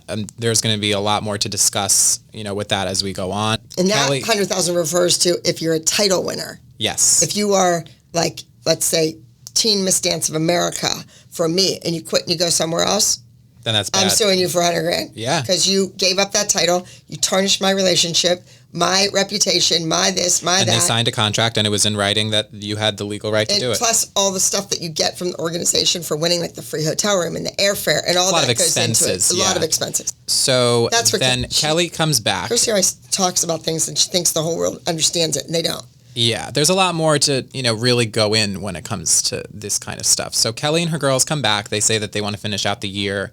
And, she keeps making me do things that make me want to leave, she said, because, you had asked, why do you keep coming back? And you said, just stay the hell away. You really went there on that one. And then she said that her kids want to be there. That's why they're there. Then we go to the audition for Silence. So Holly says that, in an interview, we may be doing, an audition, but we all know who has the final say. And I think, let me ask you. When they say they all know, they watched the kids do the dance. Yeah. They saw what we saw. Mm-hmm. Then the moms obviously picked their own kids, as they would. I think everybody knew that was going to happen. So Christy says Chloe has been a team player for a long time. Predictable. Yeah. A team player. Then obviously it's a 3-way tie. You say that Melissa's going to be the one to break the tie. And I loved it because I think you went there because you knew that Melissa was friends with this one day, friends with this one the next day. And you know what? Now you got to be honest. You got to see, whose person she's going to try to impress this time. Melissa and honest can ever be in the same sentence. No. I think everybody would agree with that, unfortunately. It's not like, But I know. I think, though, what I was doing is trying to put her on the spot. Yeah. She just sits there. She was surprised. Like this goofy teenager with this goofy grin. And she was, she thought that she didn't need to vote kind of thing. And then you said that you're sick of her playing sides. She says that, Nia has shown them that, she deserves the solo. She picked Nia because it was no threat to Maddie. Yeah. Yeah. And, you brought that up last night when we watched, and I never thought of that. She's so calculated. That's something that these people listening, I hope. And that's cruel.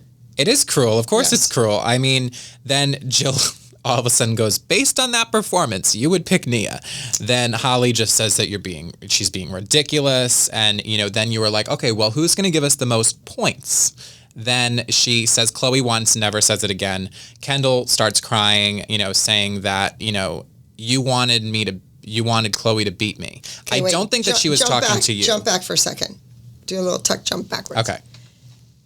Do you not think that they went home that night in that hotel room and there was an all-out screaming match with a little girl named Maddie and her mother, with both of them with their fingernails in their mouth, that mother picked Chloe, especially after she beat her and she won? Well, I'm sure later on, too.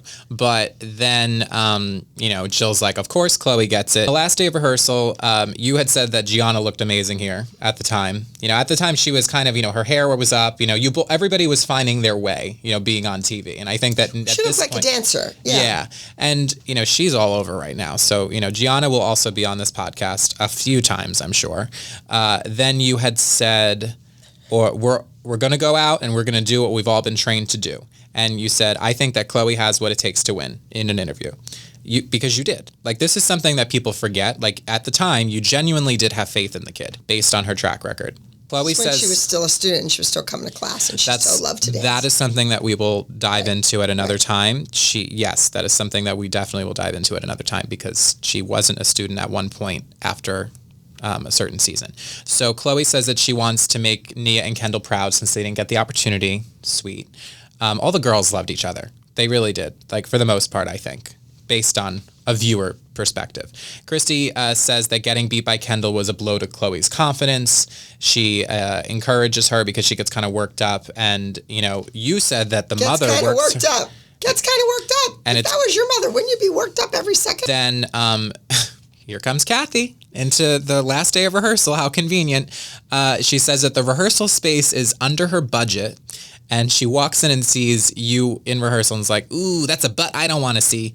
Are they? And then they're like, are they test crash dummies? What she had, everybody has their opinions of Kathy. She, like you said, she's the first person cast on the show. And that right there was just one of the reasons. Just the quick, you too, though. You both really are so quick at the one-liners out of nowhere with no hesitation. No, she's really good with the one-liners, but they're always like so pessimistic and so schoolgirl. Going after the weight, going after the look, which she going regrets. after the this, going after the that, which she has apologized for in she has today's an ass world. on her too. Yeah, absolutely. Yes. Everybody does. Me too. You said that they should be afraid of you. Like Kathy's kids should be afraid of your kids, and then all of a sudden they start chanting "Clean Chloe's clock." I thought this was the dumbest chant ever.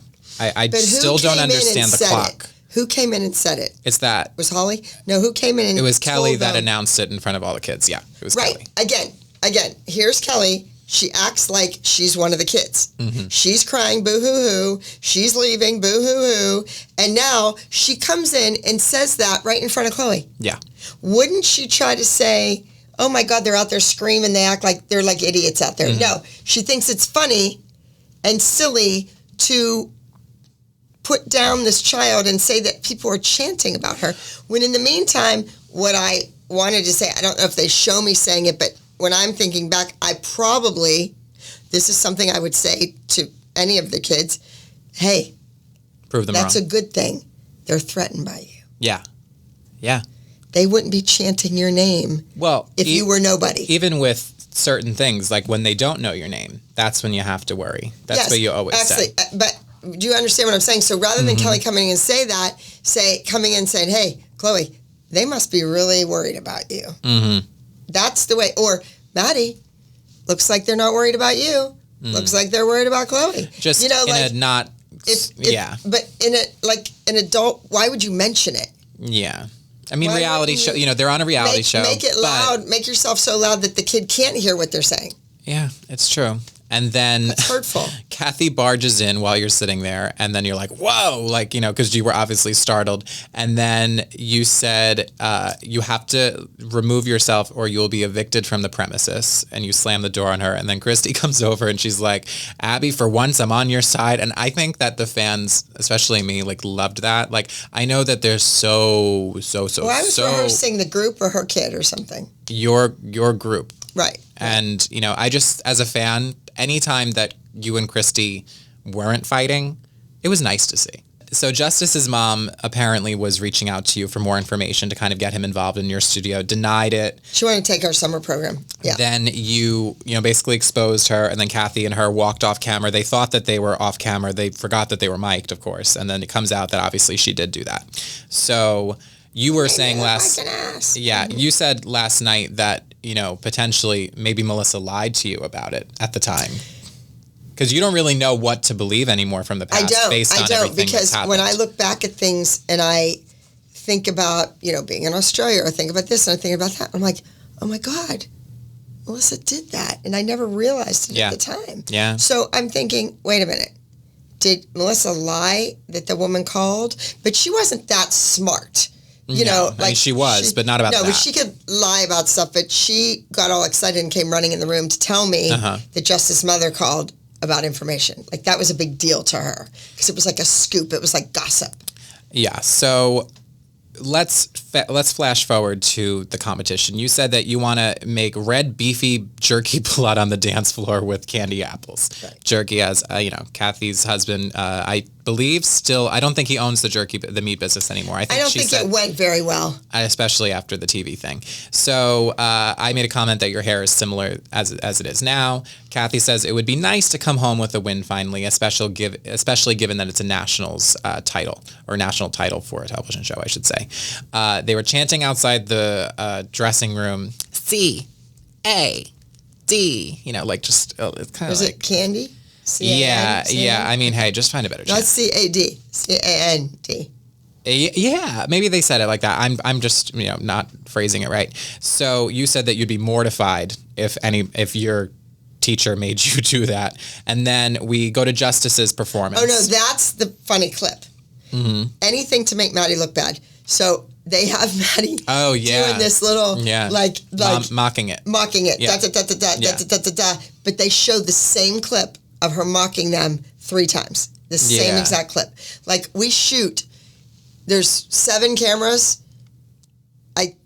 Between the moms, the dancers, me, 7 cameras on us for 8 hours a day for 5 days. Yeah. And they used the same clip 3 times.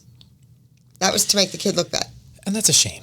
That's definitely a shame. But she looked cute. It was funny. You said to find justice and psych him out to your soloist, and you. Well, we did. I watched her do the turn backstage. Yeah, you were proud of Chloe in that moment. And he was right there. Yep. So I love how they pick the worst dances to show at the competition during the transitions, like the worst ones. And like, hey, God bless you if you saw yourself on Dance Moms and you were one of those kids. But I'm sure now you realize you should not have been the one shown. I at least me, like, hey, I don't know about. There were other good kids there. That's what I'm saying. Like, I do not know about technical style dancing or anything like that. Why did they do that? Why did they do that? Are they just maybe to make you guys not that you better? Yeah, not that you needed it, but maybe to make you guys look better. No, there were times we needed to look better.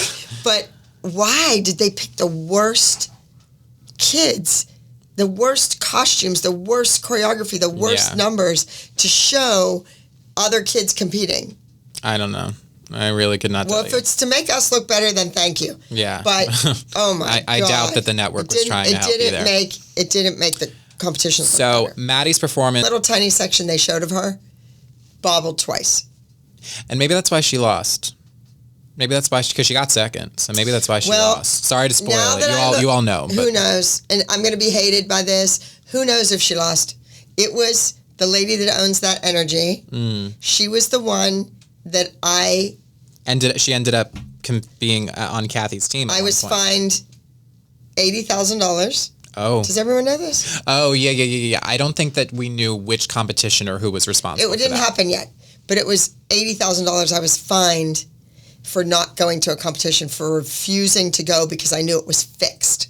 It's the same competition. Yeah. Same owner, same lady running it. So who knows that in season 2 Nationals that it wasn't fixed in Clay won. Well, I mean, I think that at one point later on, you really didn't know what to believe anymore.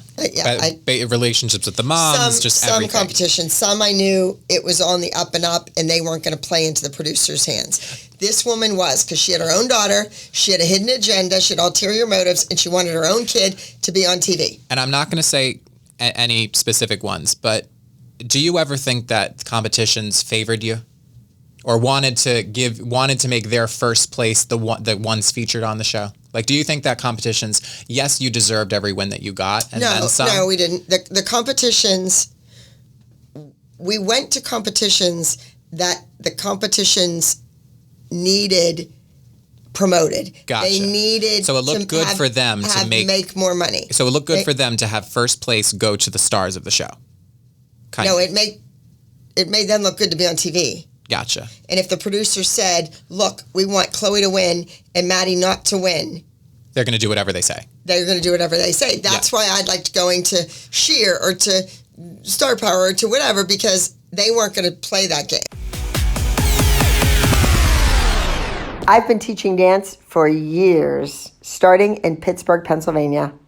And then with the success of the television show Dance Moms and Abby's Ultimate Dance Competition, I've had the pleasure of traveling outside the U.S. to work with students from across the globe. As much as I get to travel, there are so many places I can't make it to in a year. It wasn't until the world shut down and Zoom became our new normal that I realized how easily I could connect with you all over the world. Every weekend, I teach a virtual technique class. There are students who join from Israel, the Philippines, Australia, England, Ireland, Scotland, Finland, you name it. I teach my legs and feet curriculum, flexibility, a fabulous warm-up that you can use every day, and answer your questions on how to impress those judges at your next competition. Now I'm working hard to get to your country in person between filming, but get a head start on your training and join our ALDC WW Zoom classes. Registration is available every week at ALDCWorldwideLive.com. Again, that's ALDCWorldwideLive.com. Get a leg up on your competition this season, and I'll see you on Zoom. Like you say now, she's a little off watching it, but in person in your interview, you were like, she's right on the money. That's a national award winning Yes, number. When you're there and you're watching it live on stage, and all the variables are there. The lighting, the cameramen walking back and forth, the kids in the wings of the stage, the music. That seeing a dance or a performance live is so much more intense, and it looks so much better when you watch it on camera. Yeah. That's a teaching aid. You videotape a kid at dress rehearsal. I let the parents videotape at dress rehearsal, not during the show, because we hire a professional, and then they have to buy it. It's a money-making thing for dance teachers. But at dress rehearsal, you want them to videotape it so the kid can go home and watch it in the car on the way home. When you come back that night, you want to be better. And that brings me to a great point, guys. There are videos that we have of all the competitions. We don't really know exactly how far back, but on our Patreon, you are going to be able to watch unedited dances, and some that were not featured on the show.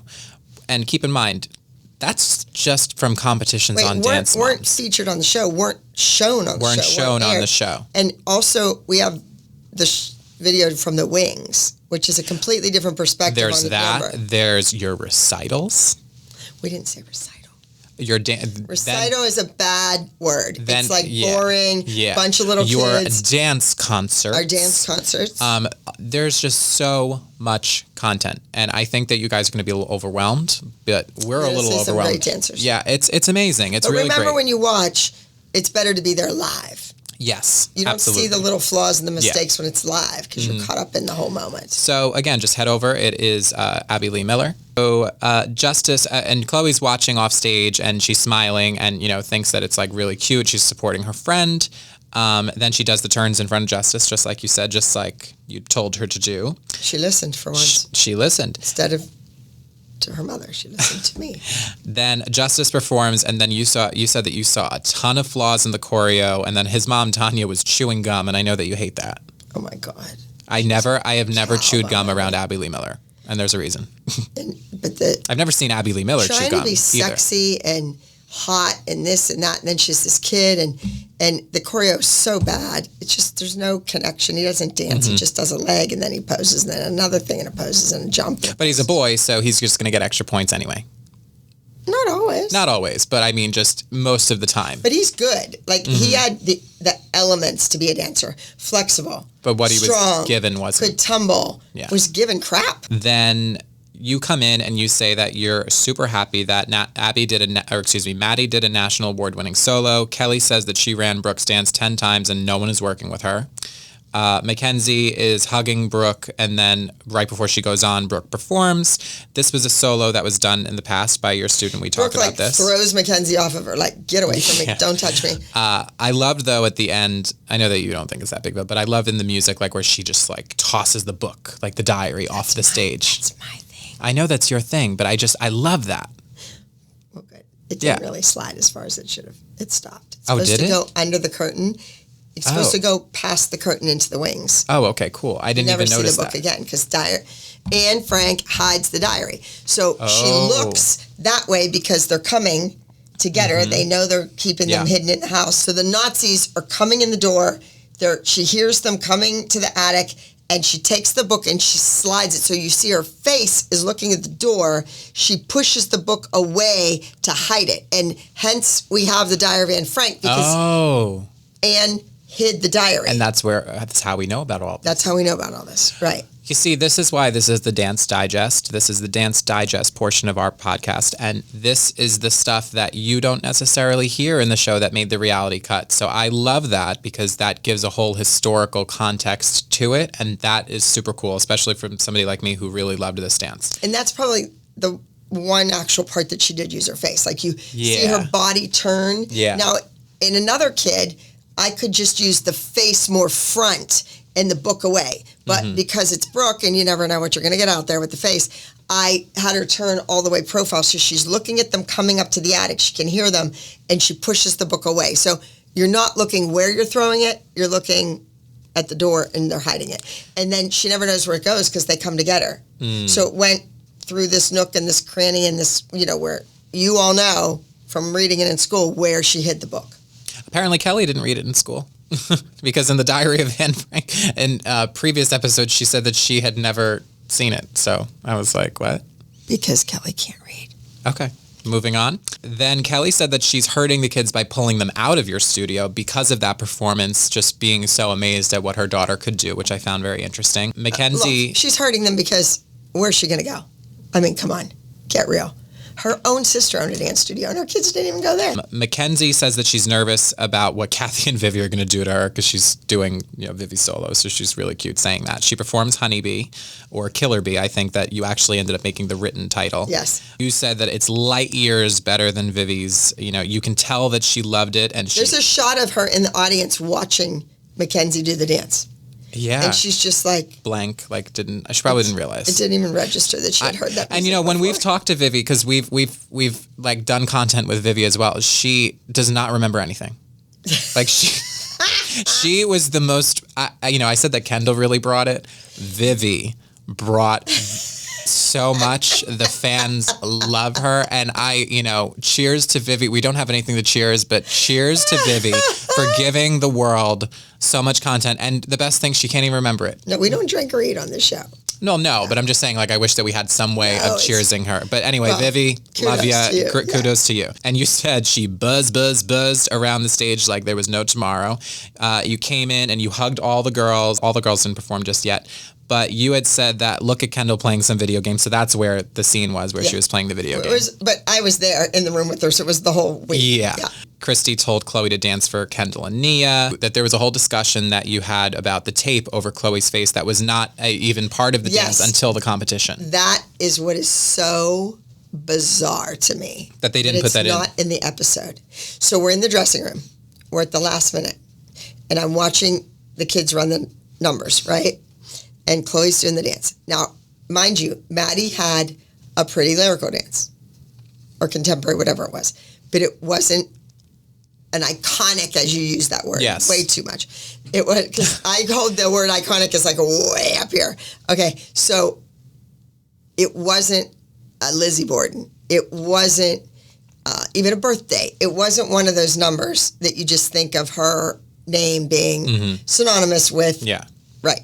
It wasn't one of those. It was just pretty and it was fine, but it wasn't a national big to-do. Chloe also had a number called Silence, contemporary. Mm-hmm. It wasn't iconic. A gimmick. It wasn't iconic. It was just simple and pretty and nice and clean and fine. I needed to do something to push it over the edge, to make it different. And I said, get me a piece of tape. I'm putting it on her mouth. With her, it was like this last minute change got put in and it changed the whole dynamic of the dance. And that's why she won. And I hope she did win too. I hope that she did win and that woman that owned that energy dance, I hope that she wasn't cheating and succumbing to the producer's wishes back then. And hey, I mean, Chloe didn't bobble a turn. You said that she held the turns really well. She did. So who knows? Maybe it was literally just the turns that we saw. The turns that we saw. The dance is like a minute 20 and we see 20 So seconds. Silence is performed. She danced after all the other girls. Abby says that, Chloe could be amazing or a freaked out mess. This time she was amazing. Holly says that she was happy that Chloe got the dance and she needs it more than any other kid because she had a lot to prove. But thank God my own Nia didn't have it. Because it wouldn't have won. Respectfully. Thank you. Yeah, there respectfully. But so at least she was intelligent enough to see, I don't want that pressure on my kid. I don't want my kid holding the weight, and I don't want my kid dropping the bag. But later on, Nia ended up winning often. Like in season 7, like her routine, the How to Get Away with Murder, that routine was amazing. Well, and she at that moment in time, right then and there, rather than crying and running out because my kid didn't get the solo, she realized that she wouldn't have won. She realized she really wasn't ready to do that solo. No. And that's what Kelly doesn't get. And I think that's what set Holly aside from the other mothers. As much as you two have your own tension that you had on and off the show, I think that was something that, really set her aside. Well, I think as a teacher, too, you have to deal with parents. Yep. And she realized she was dealing with mothers. The same thing. I want my kid in this accelerated class. I want my kid in the AP course, blah, blah, blah. And they weren't ready. The kid wasn't ready. Meaning, I don't mean her children. I mean other pupils of other parents. Yeah. And she had to deal with that. So she knew it from the other side. So we're nearing the end of the episode here, and Christy was crying, saying that no matter what or who gets that crown, she won in her eyes, as all the mothers say eventually. Candy Apples performed The Storm. They've done better since then because they brought on friends like John, like your friend. We'll talk more about that. Friends. Yeah. My friends. Yes, your friends. Christy and Kelly were making fun of them in the audience, which we noticed last night. That was awful. That was awful. Yeah, you've been in the audience many times, but never during the show did you ever make fun of a kid. If anything, if you didn't want to watch, you'd be on your phone. Like that, and that was... Oh, yeah, with my head down and... Yeah, but you don't speak about other people's children while they're performing in an audience. You don't know whose mom or whose dad is in the audience. You tell me that, and everybody, my directors told me that as well. So you said, let's let the talent speak for itself. You said she looks amazing, trained by me. Maybe she's distracted. Million pretty girls in Hollywood. Beauty can fade, right, Kelly?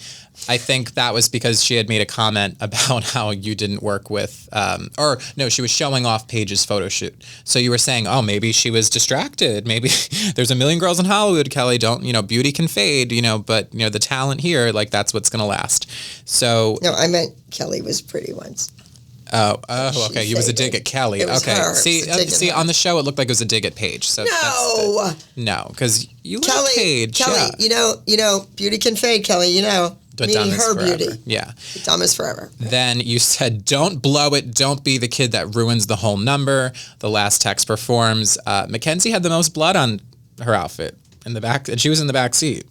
Right. That's who gets shot out through the window. Through the window. That's why she went first. Yes. That's why she's went. You see, guys, I'm getting it. I do my research. Yes, of course you do. But like the fans don't necessarily put two and two together. They just think, oh my God, the last texting, driving. They don't make all of these connections. So that's why the Dance Digest, this is really good. So when you crash, I sadly, friends, colleagues from Canada were driving to Myrtle Beach for a huge competition, and a little girl in a back seat in the middle unfastened her seatbelt to lean forward to get something from her mom, snack or something, and she sat back down, and before she could fasten her seatbelt again, they were in a huge accident with a tractor-trailer truck, and the child went out of the back seat over the middle seat through the front window and was killed instantly. That's horrible. It was very controversial as to everybody that was driving. Did they continue and go and do the competition and reblock the numbers without her? Or did they turn around and start driving home? What'd they do? It was some went and some didn't. Wow. Yeah. Was that what this number was inspired by? No. Okay. I just know that. You just know, looking back in context. It was just a big thing at the time, public, in the news. This was a PSA. This was one of your PSA numbers. Exactly. And you had said that you ran over these dresses. They didn't show that either. They didn't show that, no. And that was great. And it was funny. And I was pissed off that you have all these pretty people that work on production. You have PAs. They make I don't know, like nothing, like $100 a day or whatever. But they're out there and they are doing nothing. I walk out and they're smoking, they're eating, they're drinking, they're chit-chatting with each other. I had to get in my car, lay the dresses down, and drive over them back and forth to get the tire marks on them in the grass and everything on them. Tire marks and rubble and blood. It just would have been funny, like especially now for like to TikTok. Show me leaning out the window, backing up over these dresses. Yes. And now, like, just obviously with social media and stuff, like if I'm with you, like when you're filming your next project and you'd be doing something like that, I would be making a TikTok out of it. You know? They should have been filming it for the show. Well, I'm just saying, like, I think that thereuld be somebody filming behind you if they weren't to use it. That way we could still show people that was what was going on. Well, maybe, in a YouTube video coming up, I can get my van and drive over some dresses. Oh my God, reenact it. That would be hysterical. We should totally do that, even if it's just for TikTok. Yes. So Kathy's blown away, says that at first she saw this crappy car seat that probably came off of Christy's front porch, she said. Damn, that was good. Then but that's where Christy lived. But then she was, house she had. Then she was taken, she was, speechless at how good it was. Then you had said, which I really felt, and you've spoken to me about this a lot, how when it was silent, that was one of the best moments of your life. And you've had those moments many times. You know what? I'm sitting here thinking, we're doing a podcast so people listen with their ears, right? And the number ended, and you feel it. Yeah. And I just was going to say, I heard it. I heard the silence. I heard the gasp. I heard the awe. You know, it's like, you hear it. Yeah. And it's silent. And sometimes silence is golden, you know. And it was just an amazing number. Of course, one of your best. People don't know whether to clap because a bunch of kids just got killed in a car accident. Do you clap? Do you standing ovation? Do you not clap? Is it rude? What do you do? When you don't know what to do, I won. Yeah, and that was amazing, whether the number was going to get first or not. Oh, come on. Well, I mean, we all knew it was going to get first. Let's have a round of applause for the T-shirt throwers, which I thought was dumb, but, funny. Then you said that... Yeah, the big real nationals, they don't do that.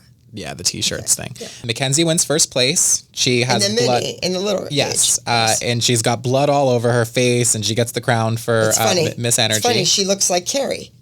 She does. Right. She does, which JoJo ends up doing, and then Eliana. Then you look so nervous. That's just always how you look in the audience. Brooke ends up winning first place in the teen division. Kelly said that she did it without her dance teacher. Yes. So from age 3. Okay, yeah.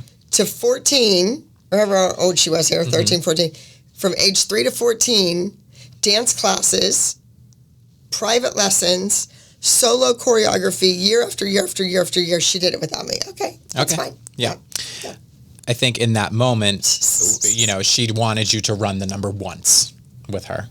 I'm sure Gianna did. I'm sure. Right? Who knows? Maybe she didn't. But or get out your old videotape and watch Stephanie Schlarman do it. So Justice wins third. Then Maddie gets second. And Christy, from that moment, freaks out because she knows that Chloe won. She knew, and it was such a triumph for her because her daughter had wanted to win first at nationals, win against Maddie. That's kind of what we'll say. So then we have the whole show. We have Jill. But she beat Chloe, but she beat Chloe, but she beat Chloe. Now we have to have, but Chloe beat Maddie, but she beat Maddie, but she beat Maddie. It's just like, oh my God, how about she won? She won. Beat everyone. Yes. She beat everyone. She beat a lot of people on the stage, not just Maddie. Right. But you see Maddie's face. Yeah. Anytime that Maddie got second, you just saw it on her face. And listen, I'm one of those people too that when I don't like something, So Christy starts crying. Chloe wins first. Junior Miss Energy. Kelly is, Kendall is the first one to jump up in the audience. She's giving Chloe a standing ovation. Yep. She was the first one to support her. Kathy says that there are a few dances that impact her, like Abby's last text number. You say that the moms had nothing to do with it because Kathy was saying great job to them. And you were like, the moms had nothing to do with it. So I don't know why. In fact, if they would have shut up and gone to lunch somewhere every day, we would have been better had it done sooner than we did. Yeah. It would have even been better without other commotion. So then, you say that the moms have nothing to do with it. Then Kathy makes a smart remark. And then you said you're not going to ruin this day. That ends up... When you think of the numbers that I've done or Gianna's done or whoever, that we've done for the show, imagine if we weren't fighting with anyone at the time. Yeah. Imagine if the kids got dropped off and nobody came. There would be drama that would have happened in its own... there would have been reality, without the drama and the... There would have been a kid crying, or there would have been a kid laughing or goofing off. There would have been that anyway. But just imagine the caliber of work we could have done with real music. Yes. Picking it ourselves, getting the theme ourselves, picking our dancers that we wanted to do, what parts ourselves and what solos. I mean, come on. Yeah, a lot would have been different, but then... maybe it will be. Kathy says that there's a McDonald's burger with your name on it. That was a comment that did not... Do I get a residual for that brand deal? Yeah, right. For that McDonald's thing? Yeah, right. I love that. That comment did not age well. Kelly is sobbing, does not want to come back. Abby says that things are taken for granted. Is this the end of This the is show? the end of the episode, So we win nationals. Yeah. We win with an amazing stellar routine. Chloe, her best friend's kid, wins the whole thing, beats her rival, and she's crying and miserable, and it's about her. Yeah, I think it was becoming very real that was the last competition of the season, and it was probably like, okay, well, I just really don't want to come back now because she didn't want to relive it. But at the same time, she was making it about her. from all of those people. Yeah. It's not like she's going to miss them. They're there. Yeah, that's true. You say that you think that she takes things for granted. People don't realize the hell, the way that you said it, people don't realize the hell that woman has put me through. Well, yeah, and if they're your really good friends and you quit and go to another dance studio, aren't they going to all go with you? Aren't your kids so good and so talented that they want to still be in the group with you, so they're going to go to your dance studio with you? Yeah, maybe Isn't not. that what should have happened? I guess not. And you said that Brooke was outstanding. You said that she finally wanted it. Like, you saw that she finally wanted a win, and she got a win. So you thought that she was outstanding. Now you're kind of not so sure. You hugged Chloe first. I'm pointing out when you came into the room. Absolutely. You hugged Chloe first. Not that people need to know about the nitty gritty of who you hugged first, who you didn't hug. I just want people to realize that, like, you loved the kid. You loved the kid. Absolutely. And I hate hearing it, that you hated, like, that you despised Chloe, and that was your goal in life, to make her feel bad. It's not that complicated. If you cared that much about that, then you wouldn't, other things wouldn't have worked. No, and as time went on, what I despised, what I hated. Well, I know yeah. the kid was miserable and wanted to be with the other kids doing what we were doing. Yeah. Not off on her own by herself. We'll definitely dive into that. Right. So you hug Brooke and all the rest of them. Then you say... Because we had fun on our stuff. We did. All going to have fun. We're all going to have fun, and we had fun. Yes. And we were together, and it was fun. Yes. And, I think that that's a really great place to leave it. You said that you made people think. You talked to Joanne from season 8 all the time. All the time. And love Joanne. what was the best part of being on the show? Going to the UK with me. Abby Lee Miller and doing all the fun experiences that the kids got to do together. That was the best part of being on a TV show, was going to London with me. Yeah. So, like, that's what I'm saying about this situation with Abby. Abby says at the end that to the kids, you made people think, and that is art. I loved that quote. I loved that quote. Thank you. Then Jill complimented you, said you did a great job. You did a good job. Once I did a great job. You did a good job this week. Good job. You guys know who we're referring to. Yes. Then at the end, it's Brooke's video for Summer Love Song, which you directed. No. Well, you were there holding the camera. I was? Yeah. I don't think you were on the bus. To do with that. You were on the bus and you were holding a camera. Maybe they didn't use the footage that you got, or that was just for the show. I didn't do that. I produced several songs in my Yes. life. My songs are #1 hits in 3 countries And on iTunes. Some of which the important ones you've seen pennies from, but some that you haven't. And apparently Brooke hasn't seen a penny from Summer Love Song. That's bull. Well, somebody must, I don't know. But that's just, I'm just saying what apparently has been going on. But Abby, this has been amazing. Season 2. Thank you. The Nationals. We're going to dive into a bunch more national episodes. But this was a good one. This was a good one. This was a long one. Guys, I'm grateful for that. You stuck around. Remember. Thank you for your attention. Thank you for your ears. Thank you for your eyes. Thank you for your hearts. And thanks for watching. And now go to Patreon, and you are going to see some pictures you've never seen before. As well as YouTube Premium. Yes, YouTube Premium. We and have all kinds of things. Yes, and where can they follow you, Abby, on Instagram? Disney Plus. No. Yeah, Disney Plus now. Yeah. No. We don't get any residuals. Yeah. Do not watch. Do not watch. Yeah. Do not watch. Follow me on Instagram at The Real Abby Lee. My YouTube is The Real Abby Lee Miller. So subscribe, like, turn on your post notifications, and all that jazz. Abby, what advice would you like to send us off with today, based on what we went through today in our lives, based on the episode? Give me a word of wisdom. Save your tears for the pillow. Do not ugly cry in front of a camera. That's a good one. All right, guys. See you next time.